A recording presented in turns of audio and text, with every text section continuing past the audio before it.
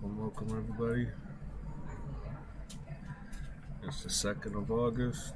Let's get this Asian session going.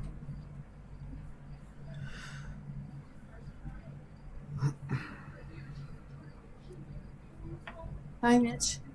Hello, Lena. How are you doing? Good, how are you? Good, good. I just saw your Zoom link just now on WhatsApp, and I'm not trading. I'm just sitting on my patio. But I thought I'll look through my phone and see what you guys are up to. Did you just start? Yeah, we just started. Okay. I just threw the link Great. up. I just didn't want you to. I didn't know how many were on already, so I know you don't like to trade alone. So. Now, what is this? Sorry, I'm trying to get this microphone working.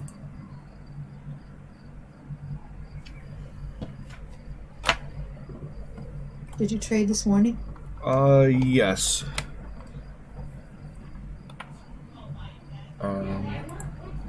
I did. I took a loss in AU and a win in gold. Oh, good for you. I took a very small win in gold, and then I would have taken a loss. I only trade gold, but I would have taken a loss if I had closed it. But it's such a small it's such a small position that I left it open, and so we'll see what happens.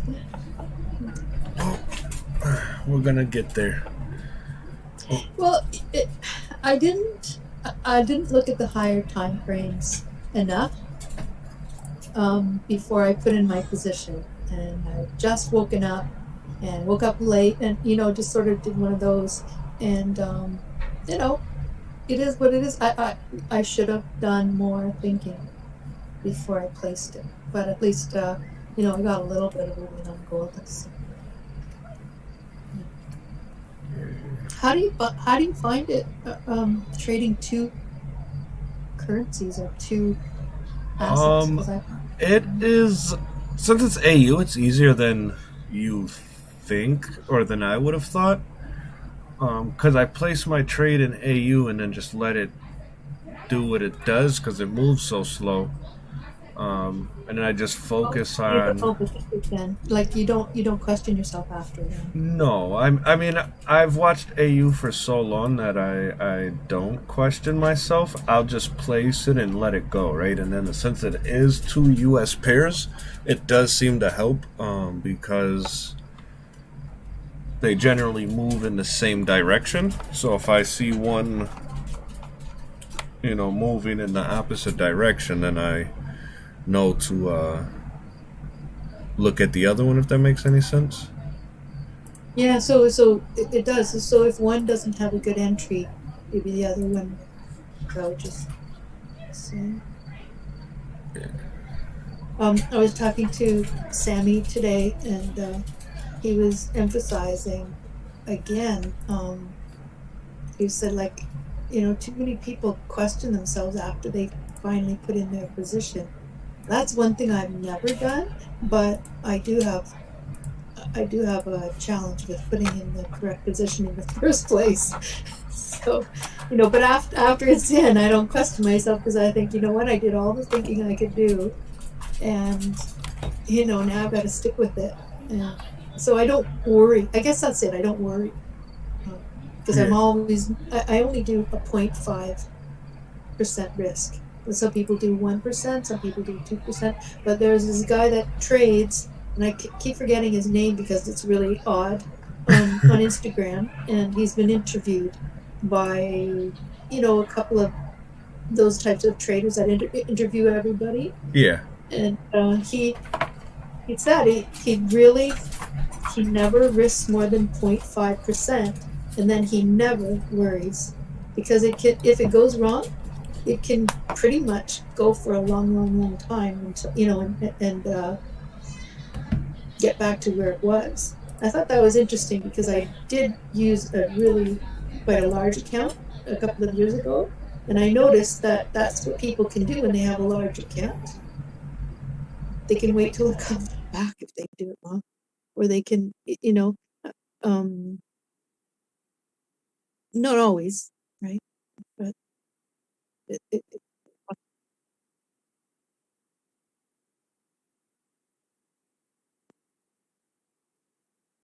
Um,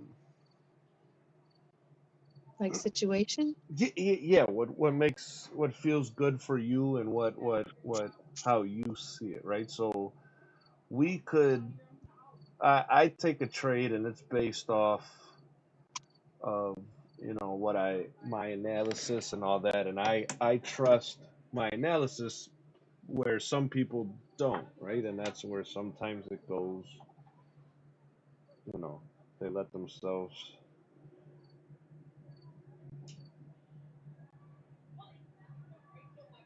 So, Sorry, this YouTube's telling me YouTube is not receiving enough video to maintain smooth oh, streaming. you go ahead. Go ahead. Take care. I know you're just setting it, so um, I'll check you later. Okay. Yeah, yep.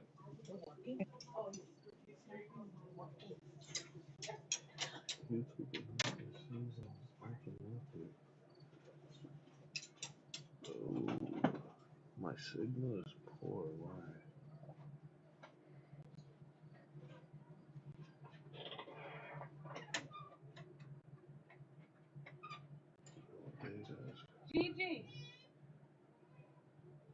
What the hell is going on?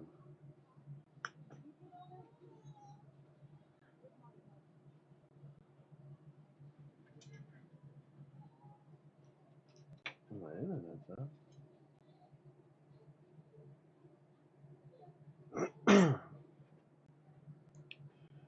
Well, hopefully it doesn't mess up and it keeps going. Because I don't know what's going on. This it popped up saying that there's not enough video to maintain smooth. I don't know. I don't know what I'm doing sometimes. But yeah, like I was like we were talking about, it's all about how you gotta have confidence in your analysis and trust what you're doing, because if not, then you're just gonna always second guess yourself and you beat yourself before the charts do. And the market is already harsh as it is. So then you beat yourself up on top of it and not trust yourself. Yeah. Because it is a rough market. Hey, where you going? Get in the house. Bill, get in the house.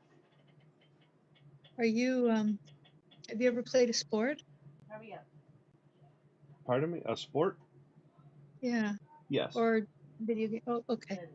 Bill. Um, you know how you learn a skill and Get in the then house. another skill, and then you don't know at the beginning why you're learning them, or you might know, but they're all separated. And then when it comes to a practice or a game, um, they just start pulling themselves together, and you don't necessarily distinguish one from the other. Yes. That's what I'm trying to do, because when I was trading a while back, like a couple of years ago, I was doing okay, but I didn't know what I was doing. I I I really I hadn't connected with anyone else except the representative in the brokerage, and that I mean, he ended up quitting. So then a couple of different groups I've tried to learn trading and taking courses, tried to learn different things, and always been introduced to another way and another way. So right now I'm trying to solidify the way I trade. Yes.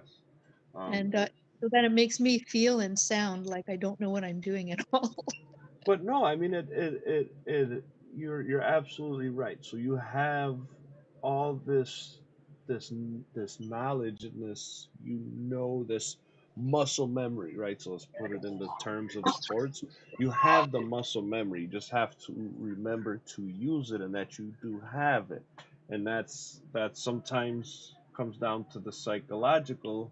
part about it because you think you don't know, but then you get these, you do have nice entries, and it's like you know what you're doing. You just have to try and like trust yourself, right? You're not gonna do anything to cause yourself any harm doing or any, you know, take a you may take a silly trade, but it's not that it's silly. It was more of your emotions, and that's when what it comes down to with uh, trying to put everything together, right? So you take all your stuff and all this knowledge that you know, and you have to now try and pick and choose and put what goes where and how it works together in Mm-hmm. order for you to succeed, right? So playing football and you do all the fundamentals and routes running, and it seems, you know, pointless and tedious, but then when in the game you hit that hole and you know what you're doing, it's like, oh wow, that's what this training was for. I didn't know I could do it. My brain took over and told me that this was what it was, right? So you pound it Yeah, into and your. so okay, so if I could jump in and just take that one step for the analogy one step forward is now okay, now the game is on and now there's a play. Now there's a play that you have to focus on because it's day it's whatever team or if it's in trading it's whatever day or session. So now that's where I'm sort of at. I'm thinking, okay, which um, how do I analyze where we are now? How do I get the right focus? Should I be focusing on it going up, or should I be focusing on it going down? And so sometimes I have to use um, the input of other people right now. And so that's when the discussion, I have to learn how to understand the terminology of everybody because I really didn't speak to anyone about it before. And so now I'm hearing people discuss it and they'll say, so I took a position and I'm thinking, yeah, you didn't say if you're taking a position up or down. I mean, and you that know, or you so say, okay, there's that order block, and I'm like, yeah. So everybody seems to know as soon as they say an order block, what everything about it, instead of saying, so I did this because, and so that's where I'm at. I'm kind of like, okay, I'm developing a new language. And Sammy really helped me actually when I talked to him this afternoon, just for a little bit, and because I had to ask one person yeah, what yeah. you Sometimes know getting everybody's input is a lot, and it is it's like overwhelming, right? You're just trying to get one answer from one person, and then you got 15 people saying, "Oh, buy, sell, buy. It's going up. It's to the moon. It's Yeah, or they say only after. yes, which is kind of you know whatever, Yeah, right? and that's So okay because some people don't really know how to teach. Once they learn a skill, they'll just go on, ahead, and they won't really know how to. I mean, Sammy's a natural teacher, and I think some of us are natural trainers, or we've learned to do training, and some of us um, have learned other things, right, in our lives instead. So. Um, I'm sort of trying to have a discussion with people who will discuss, what they're doing. In the yeah, meantime, learn myself, and keep practicing. I yeah, think I am looking at Trading View though. Is this Trading View that you've got here? yes, I think it is. Yeah. So do you pay for the monthly? I do, but I wait until they give me a deal. Mm-hmm. Because they always will give you a deal, right? They want you to spend money. They want you to your money, so they'll give you like you know $1 a day or $1 a month for a year, which is what I got right now. Um, Oh, that's nice. The other That's one, the one I had before this one that I wasn't, it was 6 months free, so I paid for half the year. okay.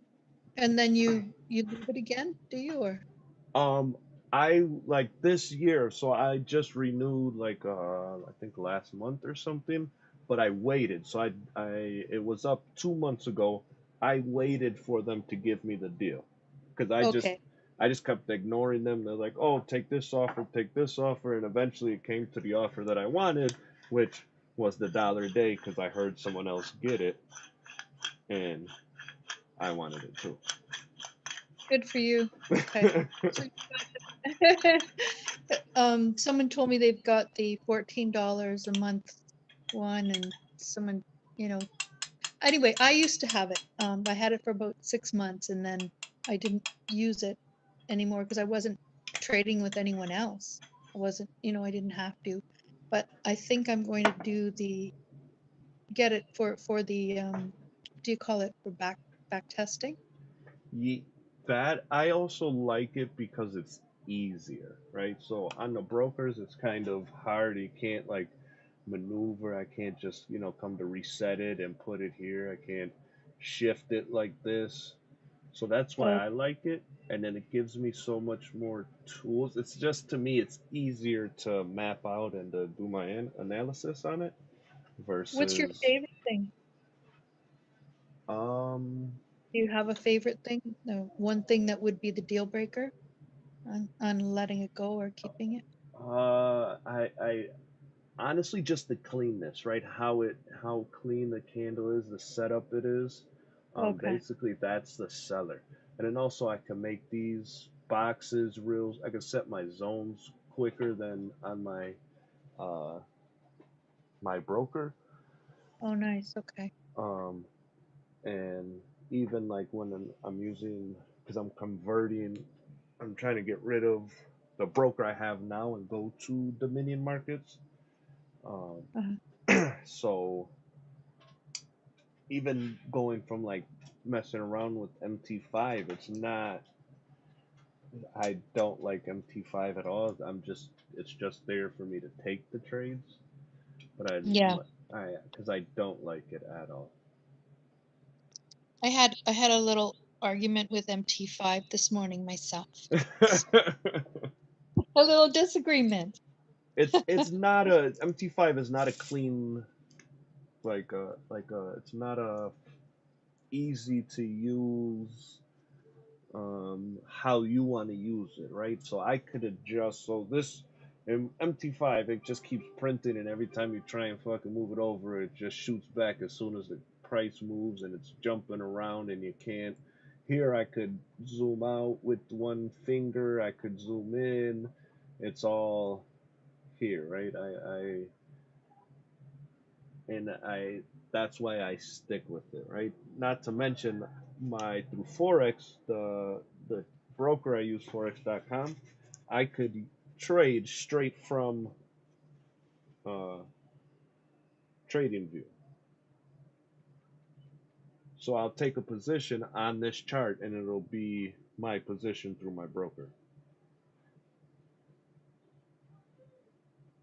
which I also really liked because then I didn't have to bounce around from chart to chart.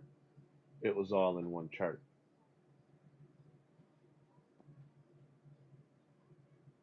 As to where now I have to go from uh, once I take out my money slowly but surely because I don't want to get hit with that much taxes.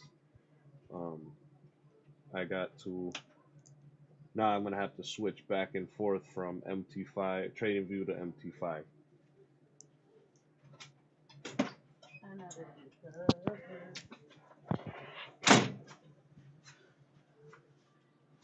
I'm so proud. I do and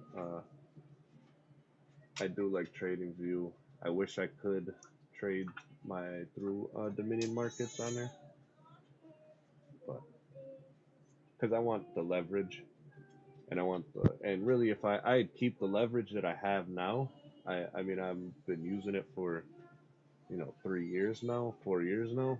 So it's whatever. I just want the better spreads that I get uh, with them. Okay.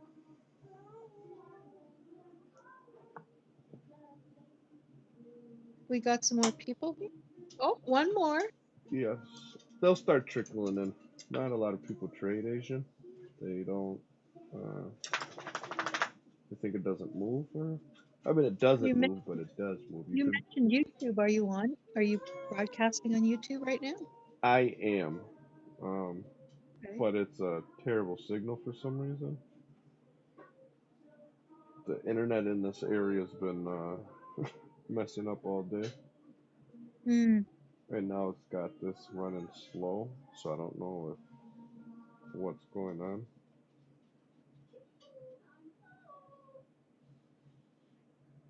But they're always messing with this internet around here.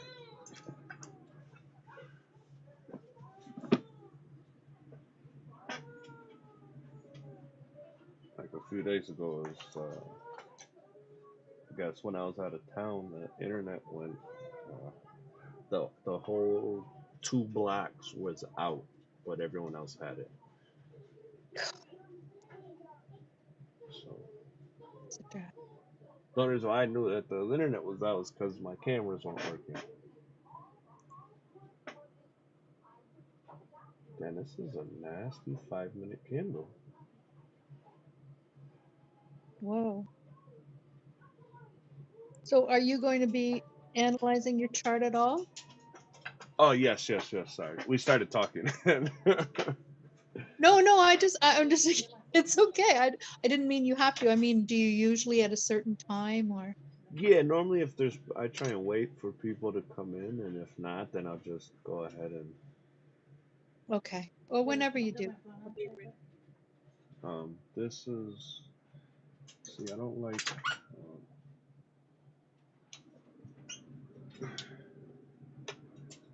How this wick is, or this candle is. This is.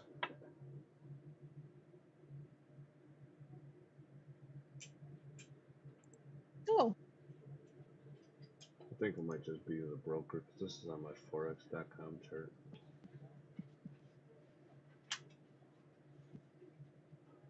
See, this is. This doesn't make sense. This is a bullish candle.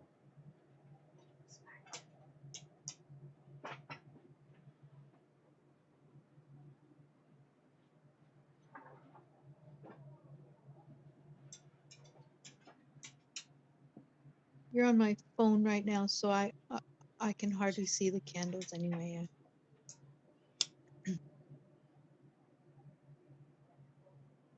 You're using the EMA, so are you?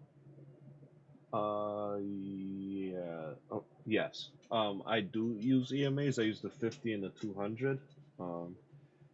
I like to watch them. I don't like the 14 and 21 and all those other ones, um, just because they're not as strong. I was told like the That 50. was, I was told the 50 is like the linebacker, and then the 200 would be the safety. If you know, in football terms, the linebacker yeah. is bigger and stronger than the safeties a little bit. So if it gets past the 50, what are the chances of it getting past the 200? And then when it Okay. comes to the 50, it's a stronger pushback, Yeah. is how Okay. it was broken. The EMAs were broken down to me.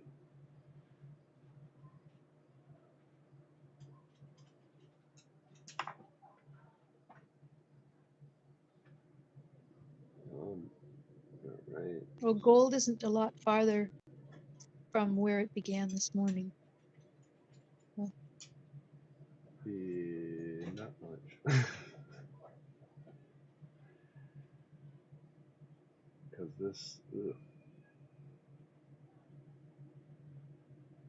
Stop. this is a nasty candle here. So we got the resistance and the day.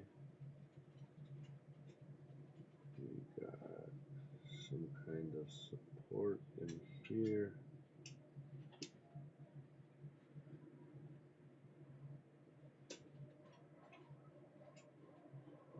Stop. Time of day.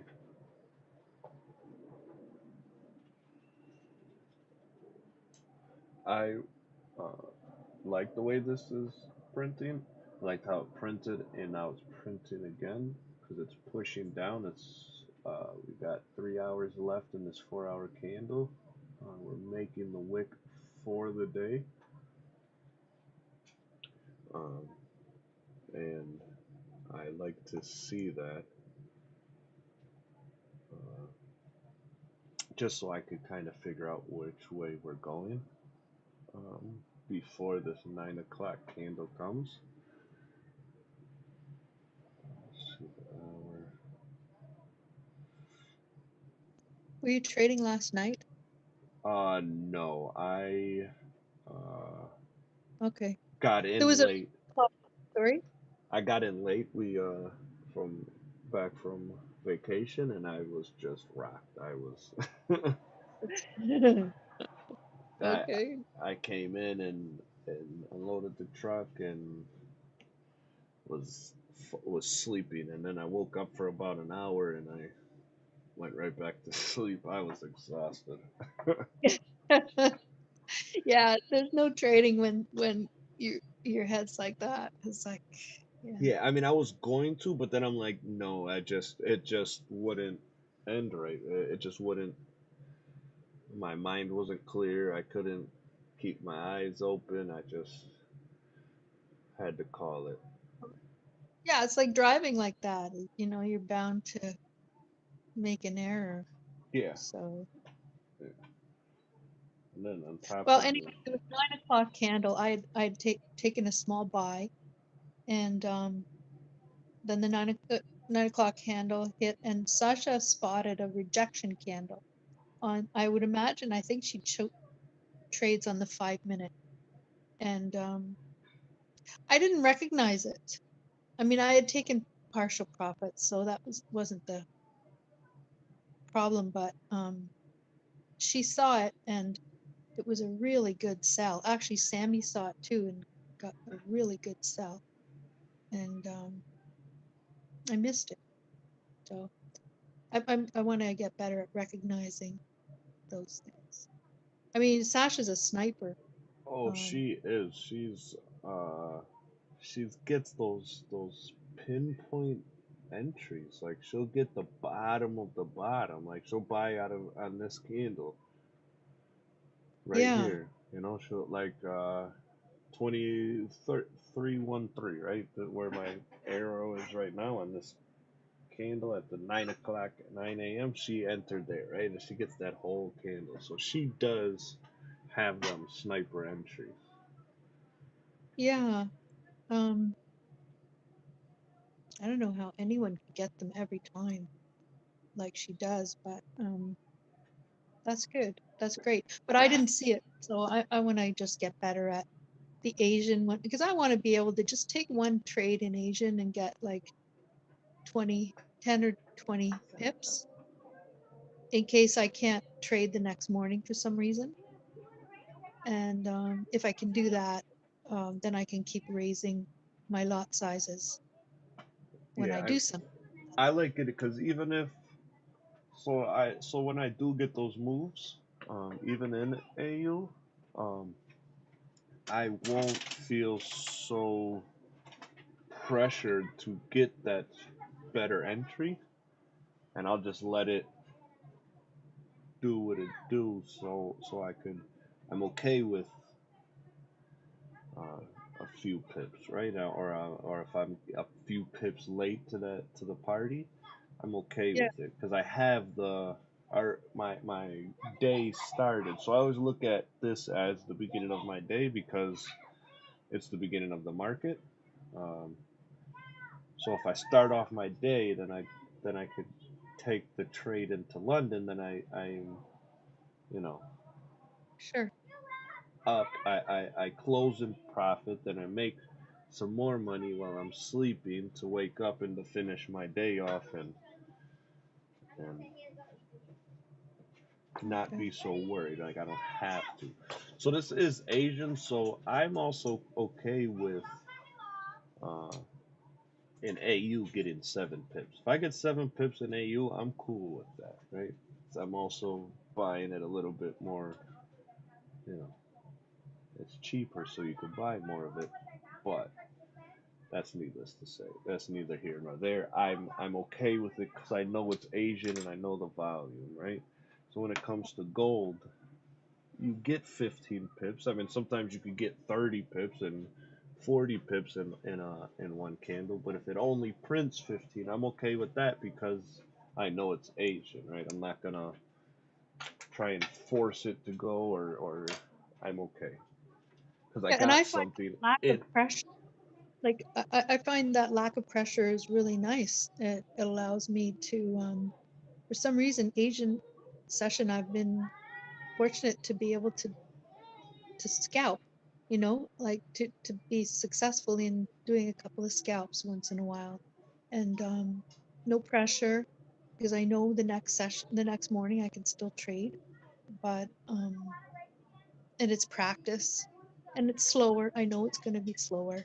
So it Well, doesn't, you don't have to relatively. rush your entry, right? So you don't have to like, oh my god, which way is it doing? Let me quick look and see, and then you miss the move. Like as in, New York, here you could take your time, go through each time frame, see how it's setting up, so on and so Mhm. forth, and then go from there.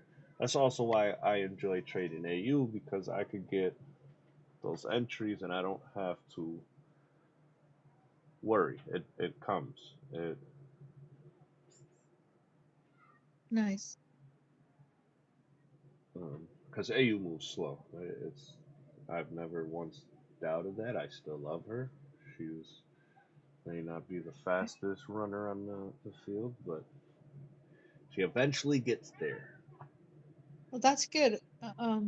I've never really tried AU, and I've traded things like USD ZAR, um, which for some reason I just got the hang of one summer, and it just moves a lot in one direction, and like each day it'll keep moving in the same direction for a long time, and that was good. I don't trade it anymore, um, and I How? don't What know. are the spreads on Oh, those? That's an exotic pair. yeah, and the spreads could go high, but because it was always going in the same direction, You were okay uh, with it? yeah.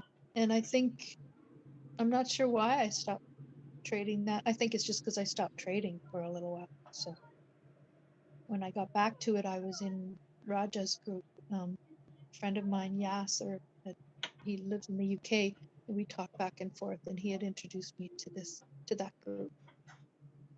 So then I just started trading GJ.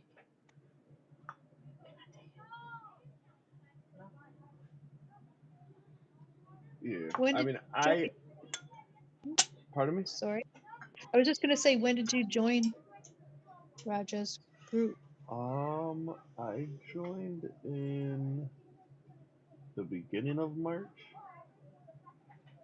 Oh, just recently. Yes. I was watching him. I started trading GJ when I watched him on YouTube. Um, and at that point, I had watched probably every YouTube video there is. I've had my charts with every, that prediction thing that Michelle has that puts all those lines and it makes it look crazy. Oh yeah. That's how my chart looked because I put everything on, right? I was trying fibs and trend lines and wedges and everything. I didn't, and I was semi successful. I mean, I was profitable. I not as much, right? So I was probably like 53% profitability, which is still good because it's not less than 50%, but it's nowhere near where I've come today. And I thought, Yeah, but that's better than most. yeah, Wow, that's but good. I'm not. So I also was trading stocks, and I was doing. I didn't just. I started opened my first Forex account in 2017. So then at this point, it was. Oh no, I started in February of last year. Sorry, or March of last year, 2019 is when I Okay. started with him, and it wasn't until I didn't join until later on. Hmm. So you sort of had a few things established, and you Yeah, could I sort of add that to your toolkit. how the candles print. I've seen, right. I don't. It's hard for me to. And everyone asks how do I trade, and I try to explain it. It sometimes doesn't make sense to me, but it makes sense to me, right? So I see this. I look back through all these times to figure out this setup right here, right? I'll even scroll in so you can see it a little bit better. Yeah, thanks.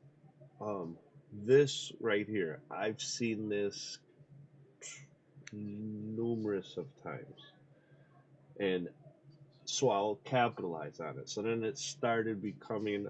Was watching it and started seeing it print out more and more, like this setup here, to where I could get my entries, and that's how I've always traded. Then I tried to slap on everything on top of it, and it just made it a headache, right? And it just became a mess. Um, but the pattern of the candle just makes sense to me. So when I say price action, I don't mean price action as like how Guala says and AJ and all them, like it comes here and then it makes this to come back to this.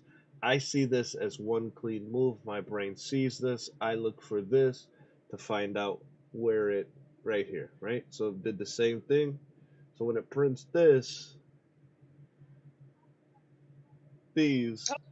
I know to That's look similar. for.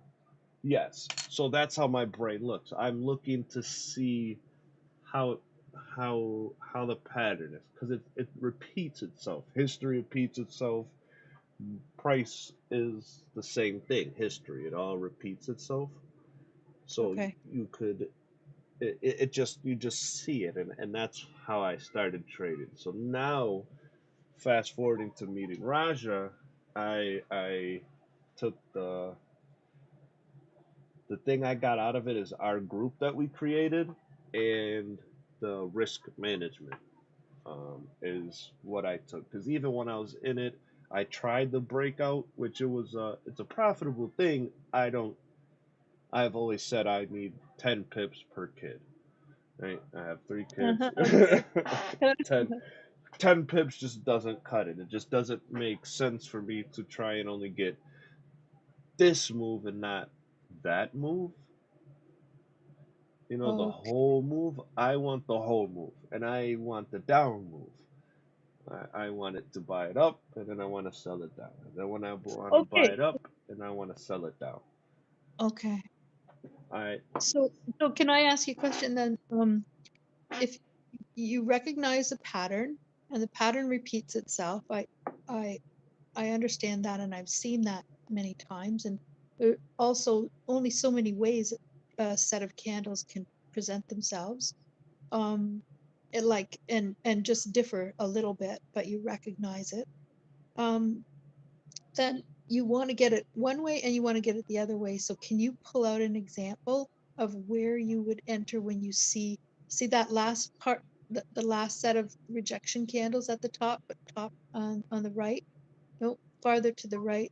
There. Can you tell me where you would take Yes. So the let me. what you would recognize, and you'll have to make it bigger for me, but So um if I seen that right, hold on.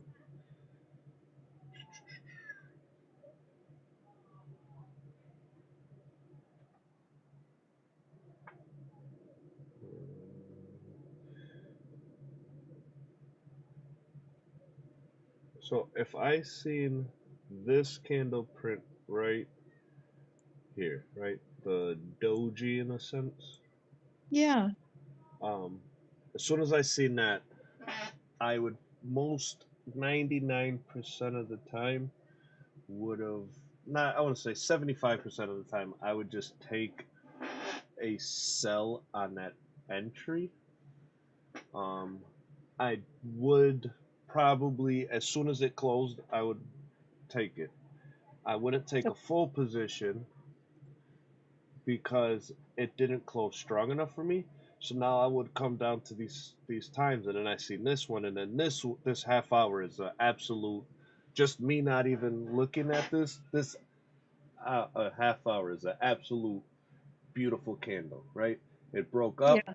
It broke way down. It came way further down than it did up, and it closed below the entry, the open price. So to me, that is a sure sign that we're gonna keep coming down, right? This Okay. one would have been a little bit hard for me to get out again, so I would have closed probably in. Let me see before I say that how much this is, right? So my entry, let's say this closed, I bought right here, right? Or I sold right here. Yeah. So this would be a 16 pip candle. This would be what time frame it is. It's 11:30. So I would probably get it to here. I would probably set my stops right here. Because of what's to the left? Yes, based off what's to the left, because I know it's going to come down to it, but it's 11:30, so I know that it's the uh, people are going to get ready to go to lunch. Things are going to start slowing down, as it has, you know. Um, and Okay, I so it's don't. basically a scalp, right? So yeah, so I will close 90% of it, Mm-hmm. um, and let the rest, the other 10% run. Um, and I would still be good, right? If I kept my stops, even if I put them at break even, I would still be good because on AU I only have a point 0.6 uh, uh, spread. Oh, nice. At 11:30, that would be like a point 0.7, point 0.6, um, just off So the time frame. If there was no news, regular volume, and so it then could turn into more on your uh, uh, you know, if you let 10% go, but basically it's a scalp, right? Is am I I don't actually know the definition of a scalp, but to me that would be a scalp, right? So I would also take, let's see, this candle here, right? That is 10 o'clock, right? 10 o'clock, 10 o'clock candle. So this will be my 9 o'clock. I would see this. I will watch it. This would have been in. The second this closed like this is a rejection to the downside. As they say, it's a liquidity grab. I would have instantly flipped uh, my entry because I have a flip button. So when yeah, it you and Michelle have closes, that. yeah, it closes all my stuff and then it takes it in and puts it into the what's up, yep. It takes it in and puts it into the reverse position. So that's what I do. That's amazing. So then I No, would be it right probably around here. So you figure my stops would have been to here and I would have be holding this, right? So then I would have taken this candle to drop it. I would have missed this entry. Probably I would have missed all this. I would have still been in this trade holding it, right? yeah, Probably would have exactly. took it a different position because probably would have added a position on this candle. Close of this candle, beginning of this candle. So could put Okay. So now we some sort of of know what's going on in your head when you see a certain set of candles, how you're going to approach it and how you're going to enter, and when you're thinking of you probably will be getting out. and that Yeah, makes sense to me. I Thank you. never I never come into it with a bias. That's why I always people say, "What is your bias for the day?" I don't have a bias. My bias is which way is this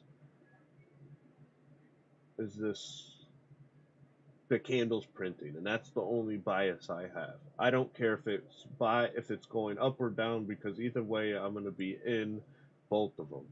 Even in this little move, I'm gonna be in this. I want to be in all these moves as much as I can, Okay. and it so it works.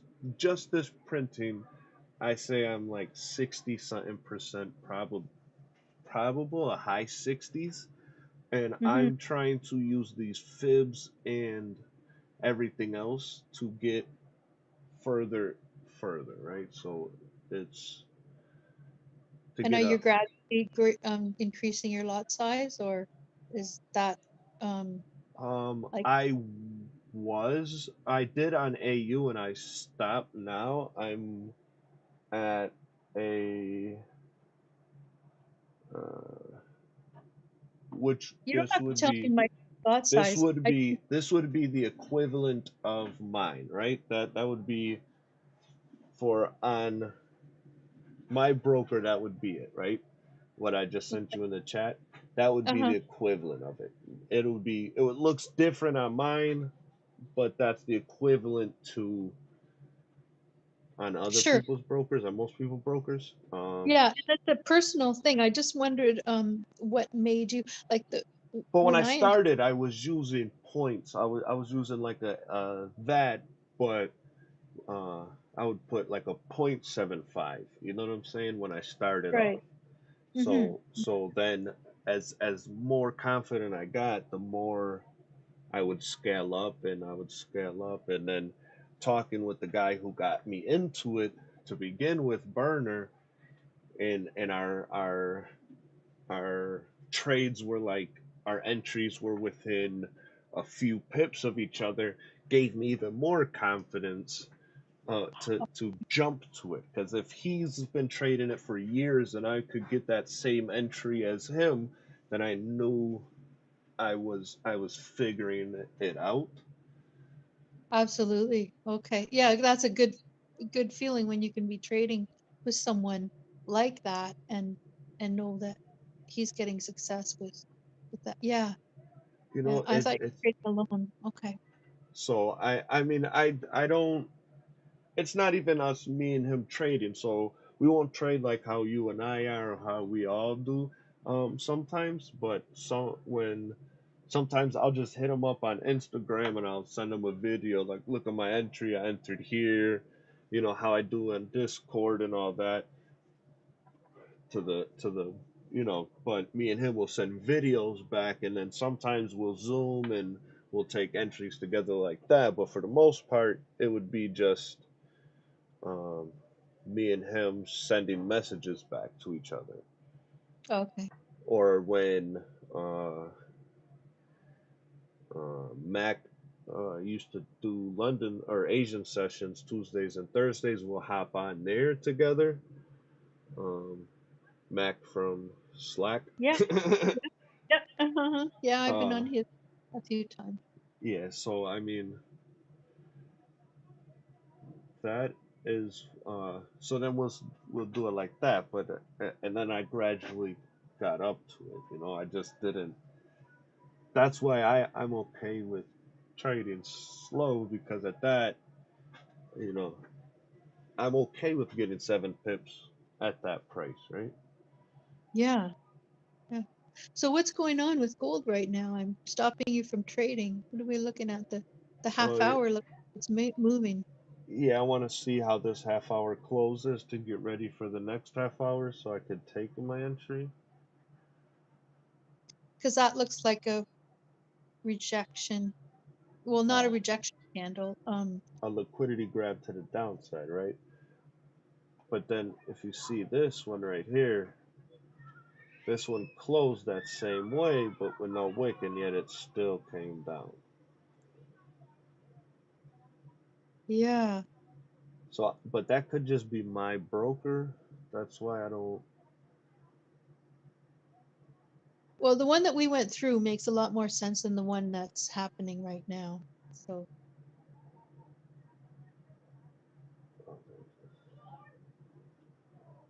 This is the Wanda chart. oh, you moved it to 15 minutes. Okay. Let's see. Well, yeah, I moved it to the 15 and then to see how that looks. But yeah, see, this is not even in my broker chart. This is a Wanda.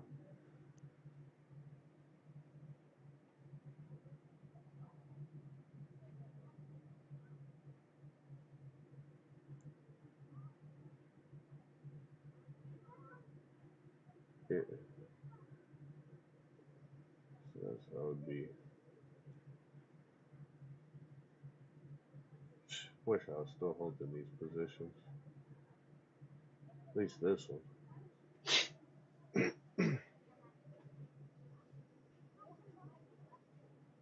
So, but I don't. Gold is doing something else. Sasha's getting ready to hop on and see what her entry is. I know she's probably been selling from up here. Yeah, probably. I mean, I want to say it's going to continue down,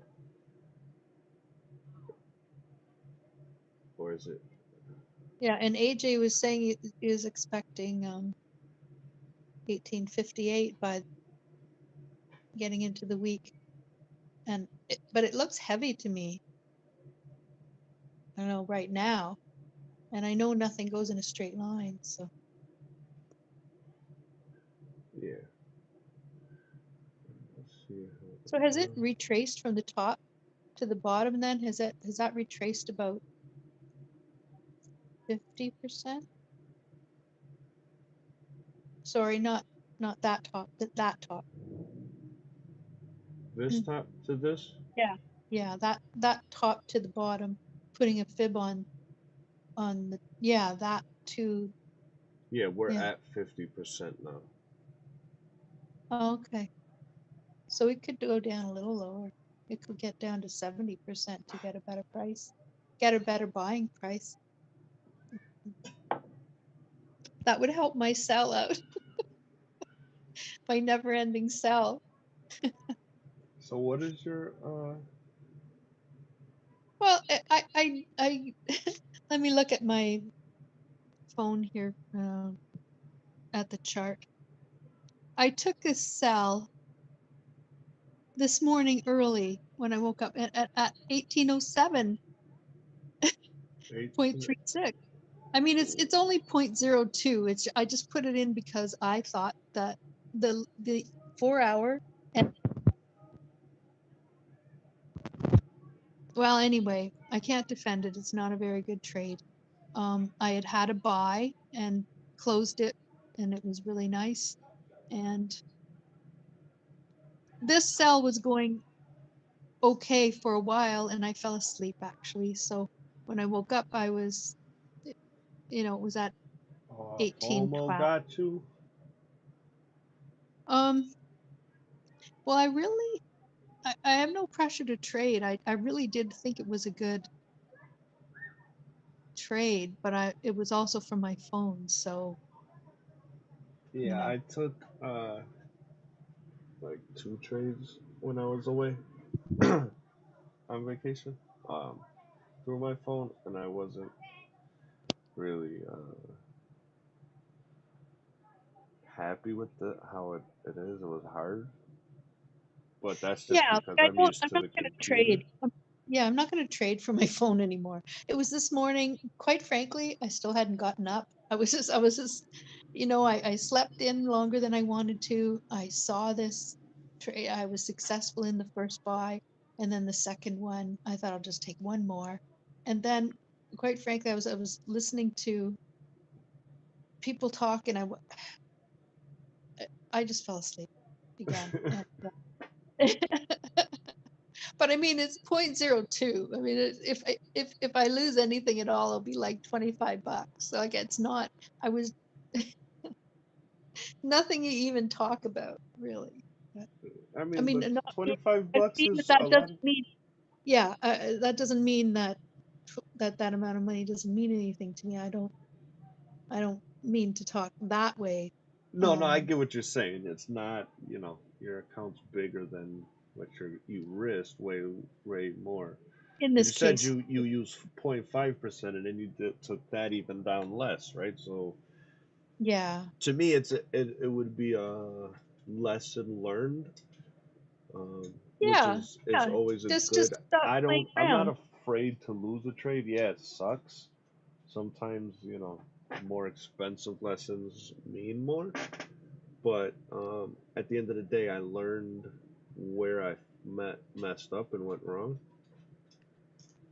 Yeah, and I'm learning to fess up too. I'm learning to talk about a trade because it teaches me more. If I'm willing to speak about it to, on here, then it makes me hesitate to do it again. Yeah, I took a shitty trade. I think I sold. Um, what was it? This candle here. No, it wasn't that candle. This candle here. I took a sell. Okay. And it Okay, totally so break it down. What made you take the sell? Could you on could the you lower time frames, right? So yeah? let me Because mark I'm sure this. I've taken a sell on something like that too. I'm sure we all have, and I'm just wondering because we don't talk about those as much. And Yeah. I mean, it was on the stream and it went in my favor, right? So somewhere, I think it was on. I seen this print. This came up with that. I seen how this printed. Seen how this is, and it was on this one, right? We had the rejection to the downside, and I entered, right? Then we gave this next confirmation, and me and Luke are like, I was like, I called it out when I entered. Luke was like, why? I explained it. Then we made this candle, and me and him were like, yeah, it's going, right? We had another rejection, right? Close yeah, below. Everything's looking good. And then it just totally went out of my. uh, uh, Out of okay, and it just went right and I held it. I could have closed it on this candle, but I'm like, we're good, right? It's just giving me, then we kept going up. and never stopping, right? Jeez. Until here. By then I was already, I mean, I closed on this candle. I closed some of my portions, left it running. I closed more than 50%, closed like 60%, left it running, closed another 50%. You know, I do try, and that's what I took from out of the market fluidity. Um, Yeah. Is that your cause battery running low or mine? that's mine. That's mine. Oh, okay. Yeah, that's one thing I learned from the market fluidity too. And I had never left a runner before, so that's always been something I took along. Good morning. Good morning. Good morning. Good morning. Good evening. Good evening. Hey, Sammy. What's going down? Hey, Good Sam. hour past before mine or after mine. Evening, right? Still be evening. 7:30. That's considered evening still. Beginning of evening. But yeah, so that trade went to shit fast, and uh, I But gave. thanks for breaking it down for me because those kinds of trades, um, when they don't work out, it's good to know what the thought process was because if you can remember that, Then if you you break know. it down for someone, yeah, like I can identify with that. I can identify with getting in on a trade like that you and Luke did and having it go wrong because those are rejection candles and or liquidity candles and that kind of sell, you know, to me, in my mind, it could have gone down. It could have retested Yeah, what and was. I mean, and it should have. I mean, but I also, if I also made the wrong choice, and if I don't close, I don't lose, right? And I Yeah. closed, so I lost because I could have held this, right? I could have held that.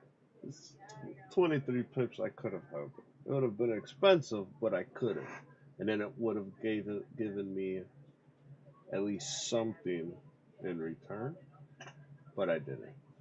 I started closing and getting scared, even though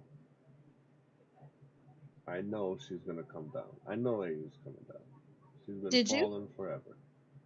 Oh, okay. No, I closed them. I No, closed it but what all I out. mean is, did you know though? Like, I mean, we can look back now and say it would have gone down, but did you really know? You know?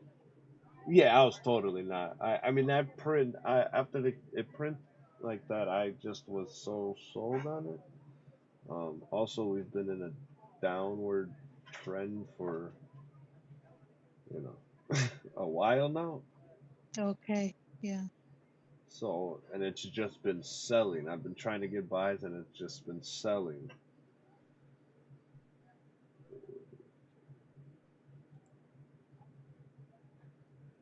We have come up, but we came up. Coronavirus came up, hit a top, and we've been selling ever since. And I want to see it sell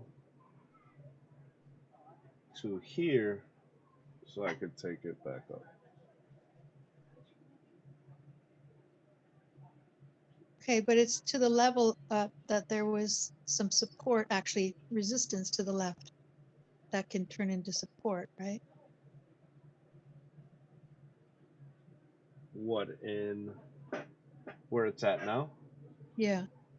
Yes, this was a resistance turned support, right? Because it only takes two candles. And if this one, oh, and it's a resistance, right? Because it's now back lotus. Let's get rid of this.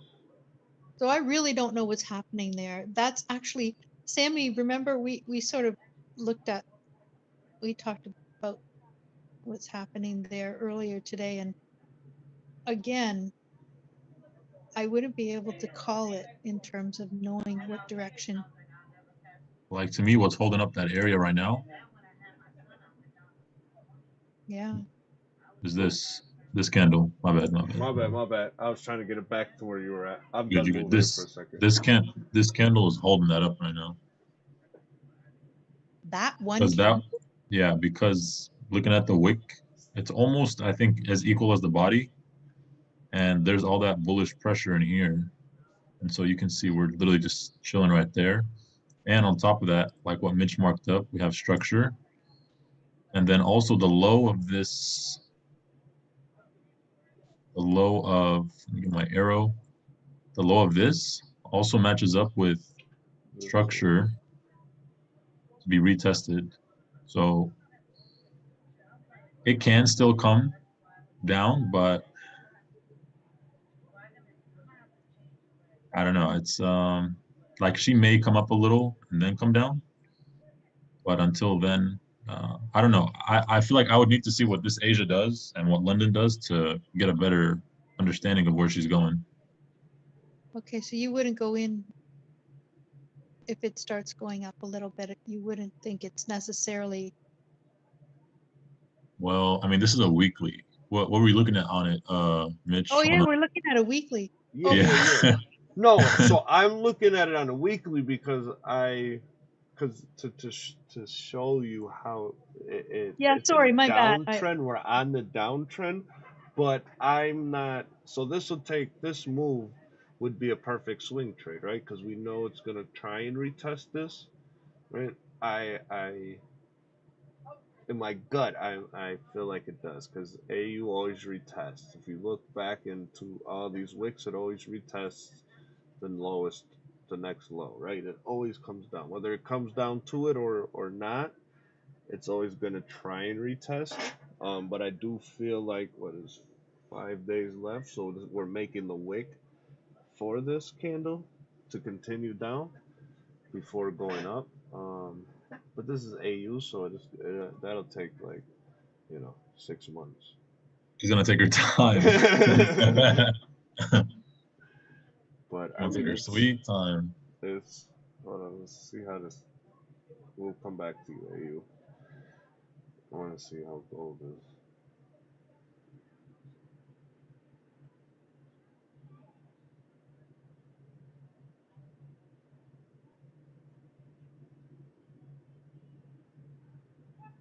I like how it's printed. 4 cells off this candle here. Right? So you got the rejection candle here. It's coming down.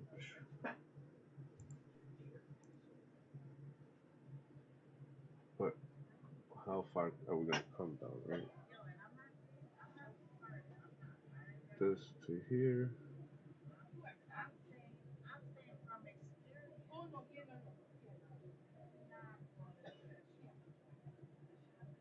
With a nice little wick.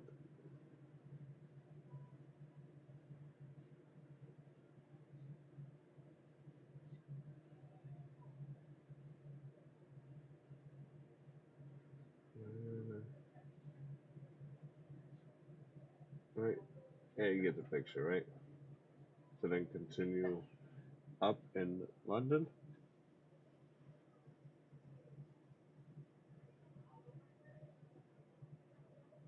Oh, this is the 30-minute.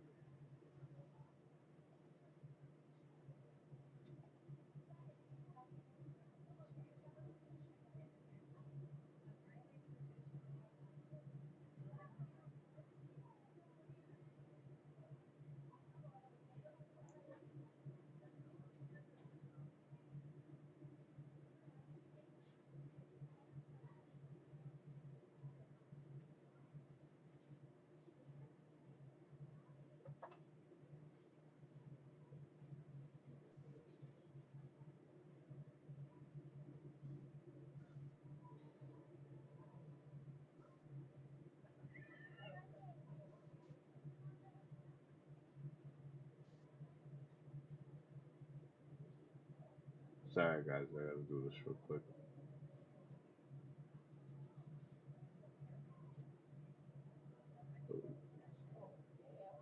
How the fuck you stop this shit? Alright, no, cancel that out, because that was a oopsie. Can you erase some of it, and not all of it?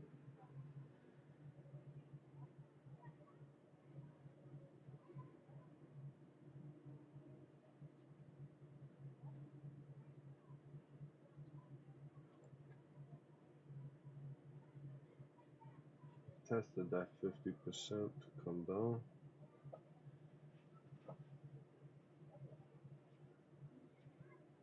Oh, we're gonna come down to here.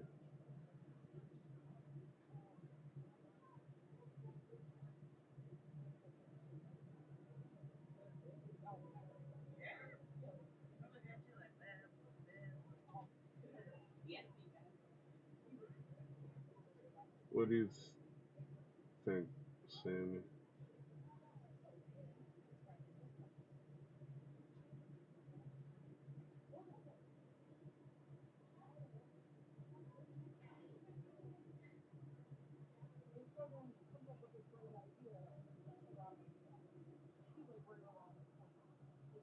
Price calculate the high. So you think we're going down to 1790?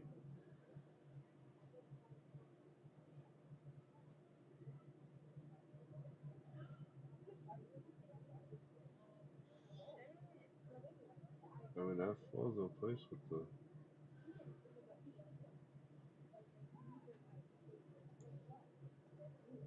61.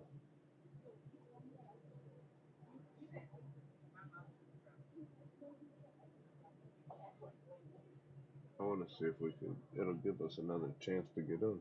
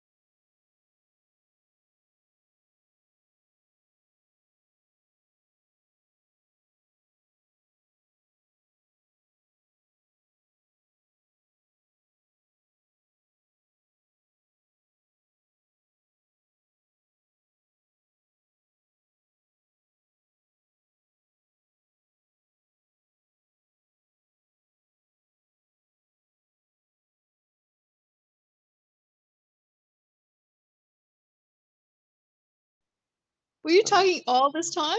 No, No. I muted myself, and then when you talked answered, Oh, okay, so it hasn't been okay. I muted. But yeah, I mean, to me it looks like we have these this resistance here, this resistance turn support that we're respecting right now, because as this 15-minute is printing, it's showing me that it's going to reverse. If it closes like this, it's going to reverse to keep coming up. Now, how far are we going to come up? Are we going to come up to respect to to retest this 50 MA that I got here that we've been respecting this whole time? We've been riding on the underside of it. We've come up to retap it to push it down or to keep going. I want to see that, right? So I that's what I'm looking to see. So that's a very narrow area there then, right? Um, To the top of that resistance, and to I the mean, bottom. I'm as far as this resistance support to Mm-hmm. this up here, this is just like a consolidation to me, right? I don't really see that as I say resistance as in the line created it, the EMA, it bounced off it, but this to You don't me, see it as resistance. this to Okay. me would be like a supply, a demand, supply and demand area that it would Okay. be like an order block to me, right? So there's the order block, and then you got to find the actual block in it. But they like to. I see this in AU a lot. It prints these boxes. Yeah, because it looks very similar to what we were looking at on the weekly in AAU. It's like the same type of pattern. Yes, And and so I'm just seeing a pattern, but I don't so know what to do with it. I'm we just seeing. came in here, and the last time we did that, I see this, right? We came in and we had this nice consolidation. We came up a little bit to then come down.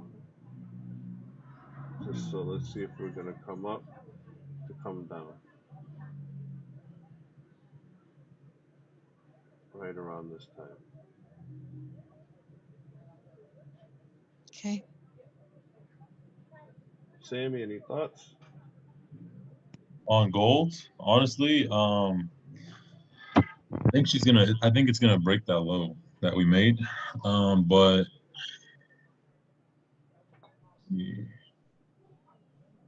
yeah, I'm trying to see what this hourly candle, how it's gonna open, this next one, and see where if they're gonna just push price? Are they going to go try to fake out one direction, go the other? That's really how I'm going to assess it. And then from there, I'm going to see if we're going to, because you can even look at this as a range right here. And so we left the range, and 9 times out of 10, it's going to revisit that range.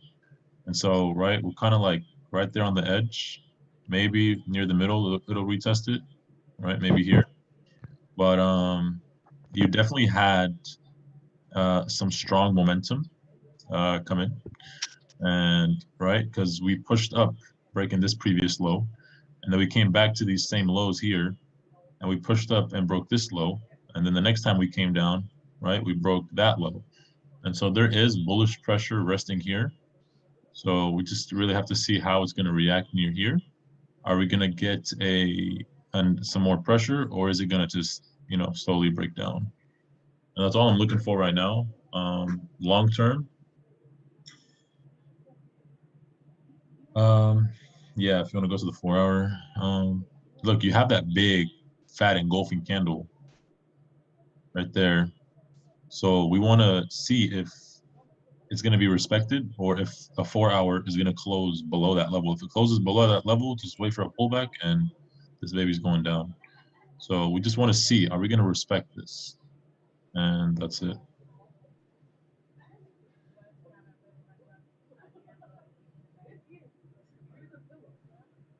Hey, that 27 is deadly though, huh? Mitch, watch for that level.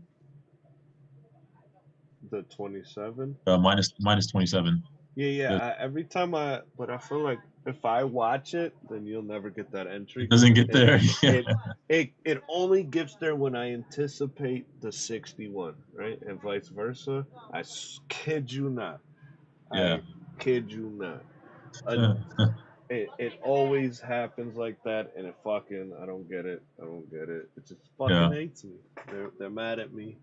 Maybe Just because watch. I'm seeing AU They know your thoughts, bro. and gold at the same time. I'm seeing them together. So Yeah. Right. Throws you off, kind of. Yeah, I feel that. But yeah, So if you're it is gonna taking break, this personal. When you say watch out for the minus 27, I know that both of you know what that means. I know that probably it means that it might go down there, but that's as far as I know. yeah, pretty much. That's it. Sammy made it like real. I was wondering what those were, and then I asked him, and he told me. So if it comes out of here, then these are like the next retracement levels you want to look into if it breaks, right? If it continues down, where people ask where are you gonna enter or exit to look to take the next to buy is at these levels, right? Because So that's would you where be thinking that that's sort of a point of no return? That's sort of a decision that's going to continue to go down, or do you think it's going to be testing it and going back up? if it That, comes into here, I'm looking for to take an entry here. I want to see how they print to take this entry here take a buy? to go up. Yes. Okay. And The minimum. if you're in a sell and you're holding still, then that would be a spot I would look to take more profit, right? Or close another 50% of my Yep. 25% or 10% or whatever I have running. Okay. Is how and Sammy, you are the one, you probably could say it better than what I'm telling. No, yeah, that's about right. That's about right. And that's the thing, like, right? Is the negative 27 was here. If it breaks that, we just expect price to possibly reject from here. Obviously, you can, do the opposite and continue. But we expect it to at least retest previous structure and possibly come higher. But yeah, that's it. We just know that it's a strong area. You not just using it blindly, but looking to the left, and we can see this is a bullish pin bar, which signifies bullish pressure. Oh So yeah. it rests within it, and so now you're like, okay, this is maybe like a strong area for maybe an impulse or some kind of retracement. And yeah, that's just how I look at it. Yeah, we'll probably get something like this, and then it'll pop back up and maybe continue up. or it'll just continue down. But yeah, so this is like a strong kind of area. What is that? 1798, 99, Yeah, 98. 98. Okay, cool. Hi guys, I just was going to say I've been watching the weekly chart on gold, and I think if it looks very bearish, and if it revisits this area around 1798 to 1792, I think it's going to eventually break it to the downside. It's been down there so many times, Yeah, I'm with you. and if you look at the weekly, there's this one huge bearish weekly that, and then you've got all these weak candles trying to go up, but they're not going anywhere. All those weeks, 1, 2, 3, 4, 5, 6 weeks of nothingness after this huge bearish one. I think if it gets below the 798, 792 area, it's got a very good chance of continuing down over time to 1680. Yeah, yeah, I'm with you. We got, I mean, but we got this nice area here before we get to, right, the 1680s. I want to see Yeah, it here because it has rejected this area. It's only tested this area 3 times in the past, right? And the last time it did, it wanted nothing to do with this shit. yeah. Well, that was the last time it became bullish on the daily and weekly chart. But if you look at those weeks leading up to the last few weeks, you look at that huge bearish weekly. You got three heavy bearish candles. That one, no, you've gone too far. These are, oh, you're talking about these? Yeah, that one. Yeah, and this kind of weakness. I mean, just only because I've traded this before on, say, Euro USD on a daily, using that and shorting it and getting a couple of hundred pips out of it based on that formation. It doesn't mean it couldn't hit 1790 or 1750 and go straight back up, but right now it looks like it's struggling.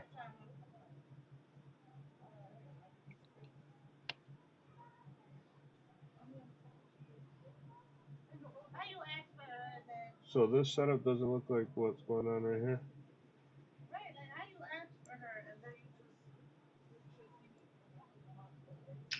Yeah, I think they look different.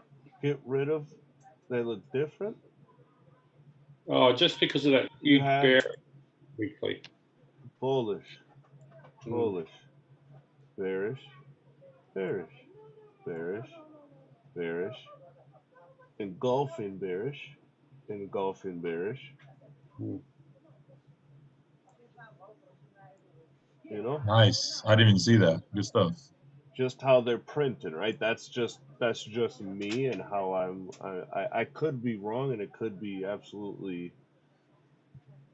but just how Yeah, I they're. see those weeklies that you pointed out. I mean, um, sure, like these ones, all these weeklies, they're much stronger bullish candles than all these ones. But the time of year it is, right? This is Yeah, in November. yeah, We're in the summer months where volume starts slowing down. I mean, I'm not saying that they're like, to the T identical, but the printing of them is pretty much the same. yeah. Even how, so just scale this one down. This one's still closed, looking like this Mm, setup. The wick came down past it. The wick came down past it. The body closed within, a half. This one closed within 3/4. mm, Then this one came and it never left. It never. It respected it. It respected it. Then this one just totally broke out of it. That one mm, retested. This one retested. The only difference that I see is the wick, right? mm. I mean, this one did test upside down, but I don't know. let's see. You Well, we'll find out. know, one way or the other, right? Yeah. I mean, sure, it could get to 1806 and just worse, or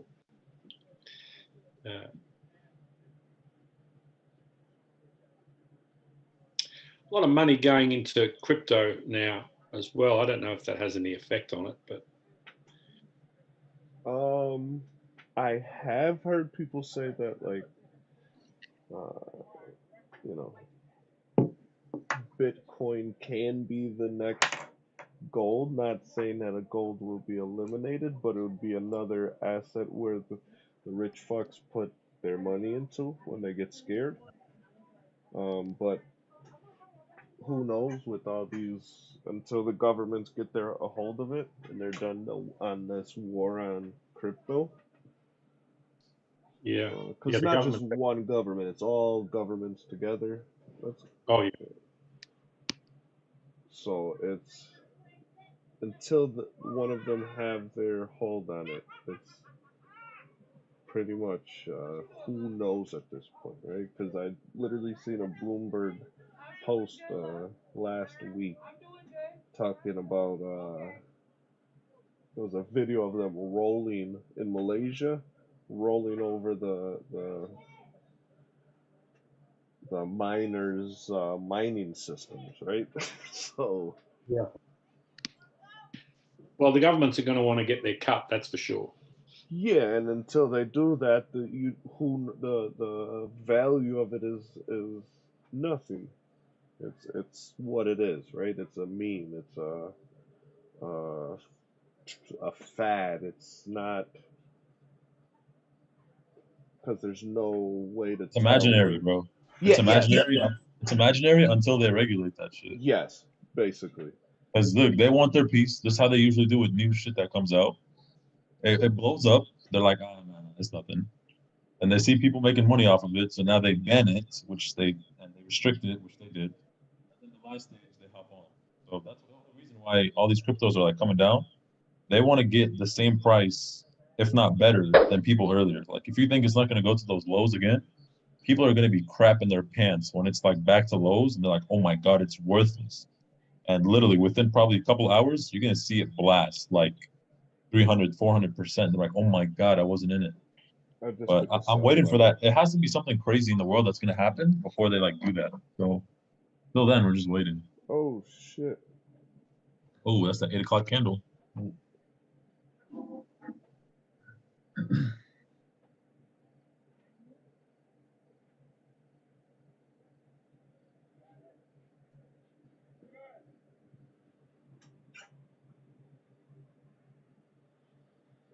I want to enter. Okay, so now we're kind of watching what happened last night in real time again. Ding ding ding ding ding ding ding.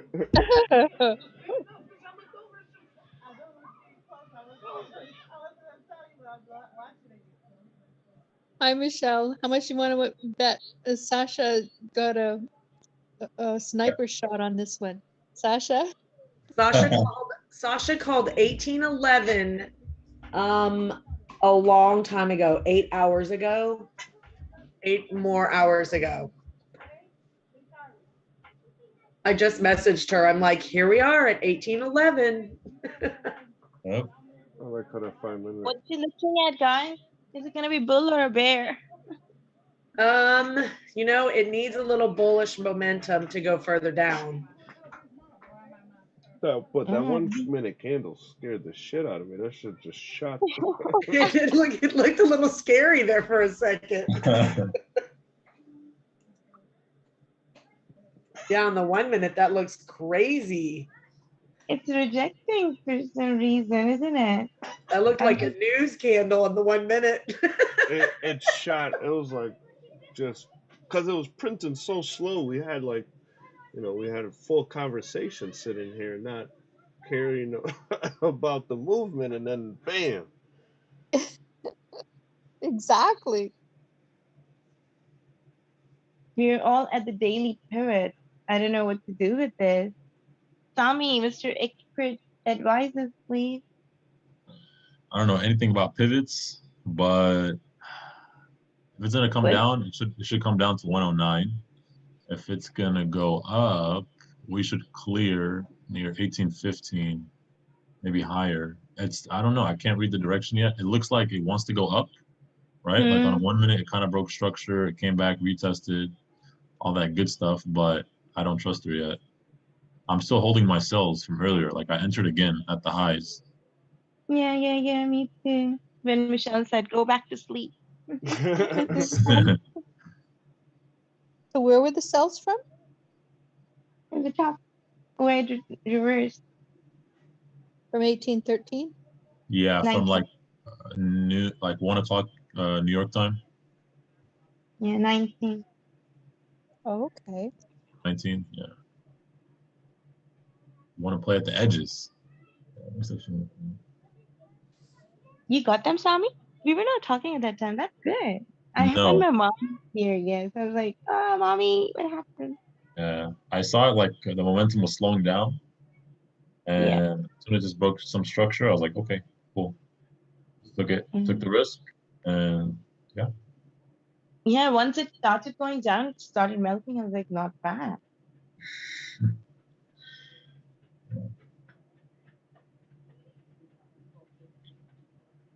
I haven't taken any entry yet on this handle. I don't know what it wants to do. Are you in buys already? I don't know. Am I? Wow. I am. I am. I just entered. I literally like so small, like a small lot. I mean, exactly. That's exactly why I did a small lot. Yeah, because it's confusing me. I don't know what it wants to do. Yeah, not convinced. Sammy, I told you where it was going. Where is it going, Michelle? Tell me too, please. Did she say 1804? I didn't say 1804. Who's calling for 1804 earlier? I said 1680, but you'll have to come back in about 3 weeks. No, this morning in NY. I thought you were saying that it was coming down today. I was hoping 1807. Oh yeah, we're gonna see 1807. That's it. Let's take it down because Nina wants it, guys. We Yes. should Yeah. see. Yes, Yes. please. That's our 61.8 again.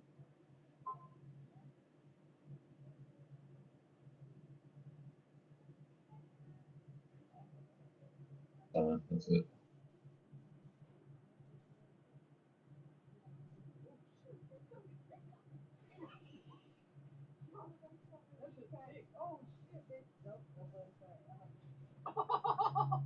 That was my first instinct too. Just to tell you guys, like, just trust your first instinct.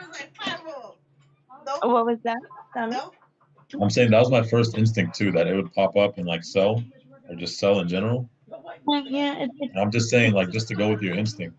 Yeah, it's kind of weird. So I was like, this looks fishy fashy because the momentum was way too high in just one direction.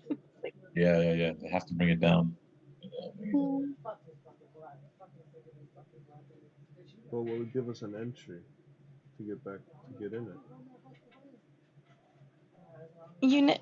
It can still be, it's deceiving today.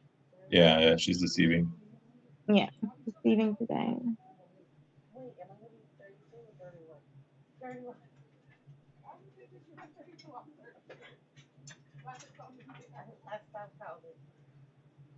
Okay, so Sasha, do you see it? We're on the, now we're on the 15-minute again. Oh, I'm Um, sorry. I'm sorry, guys. This no, is that's how okay. my Last night, I was thinking we were No, still on the 5-minute because Sasha, last night you said, and I remember you saying, do you see that rejection candle? yeah, 1807. well, Here we come.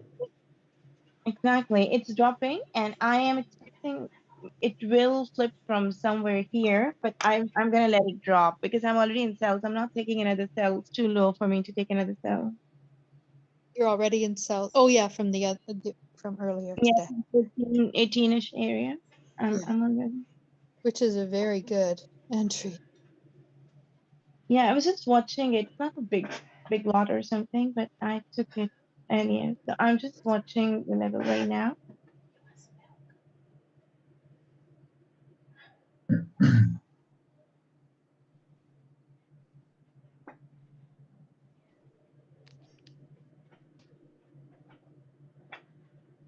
if you draw fib from here to here, 70 Mm-hmm. should 70 should be somewhere here. Sasha, Yeah. do you remember the gaps I told you earlier this morning? Oh yeah, you did, I think.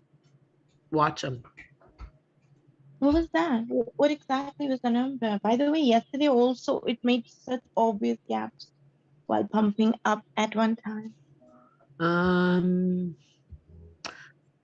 gotta find the chart where I put the gaps. For some reason, it's not on my chart anymore. But it was right at my One you told me was at 70, and the other one you said 78 something on yeah. your One chart. was at the 7-8% and one was at the 88%. So, oh no, they're back on my chart now. Okay. I mean, y'all's price is different than mine. So where are we trading at now? Have we closed the gap in price? Michelle got the prices for the low. Huh. No, I'm trading at 18.14 right now, and you guys are at 18.10.8. Wow, huge difference. Yeah, so I have to make, I mean, that's like a 32 pip difference. So then I have to convert these gaps. So my gap is at 18.05. So take away 32 pips, Yeah, and that's where the $3. gap is. Somewhere with 1808. 1805. 1808, right? Because no, or further down, 1803. Sherman. Yep, it would be right around 1803. And then the next one, the 88%, would be right where we started that move with the news from Thursday or Wednesday. What day was that? Wait, here we go. Tuesday, Monday, Friday, Thursday, Wednesday. Yeah, wait, what news was that? Yeah, Mitch is on. To go watch it.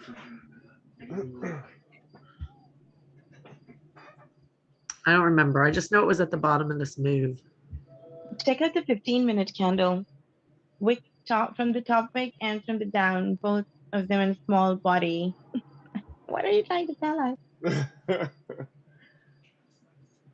I was just trying to scan and see what happened the last time these made this setup.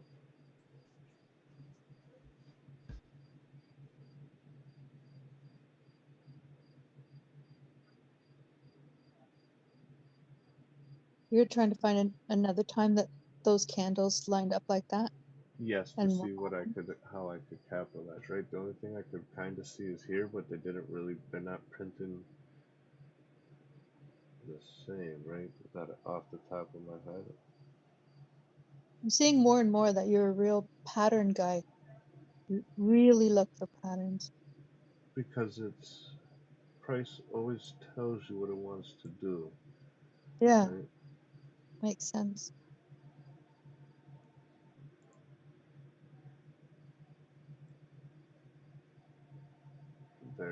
That one's more similar. We just needed to close like that.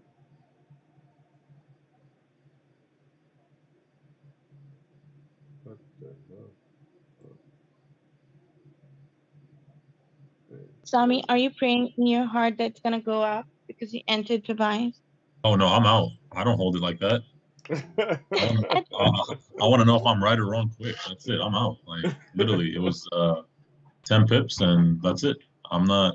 I don't play Love with the these What's with up, these Brandon? 8 o'clock candles. Yeah, no. yeah, with this candle, if you mess about, you're done for the whole day in the wrong Yeah, direction. exactly. It tight stops all the way. Like literally, I put it at that low. Like on the 1 minute, I put it at the low. I entered at 1812, My stop loss was at 18.11. That's it. It broke that low. I'm out. So Now, cool.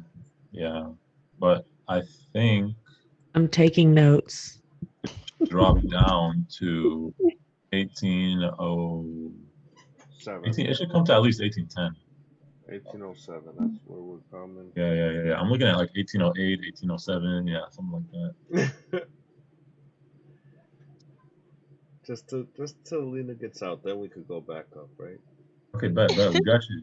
Let me call the bank. 1 second. Yeah, could you please?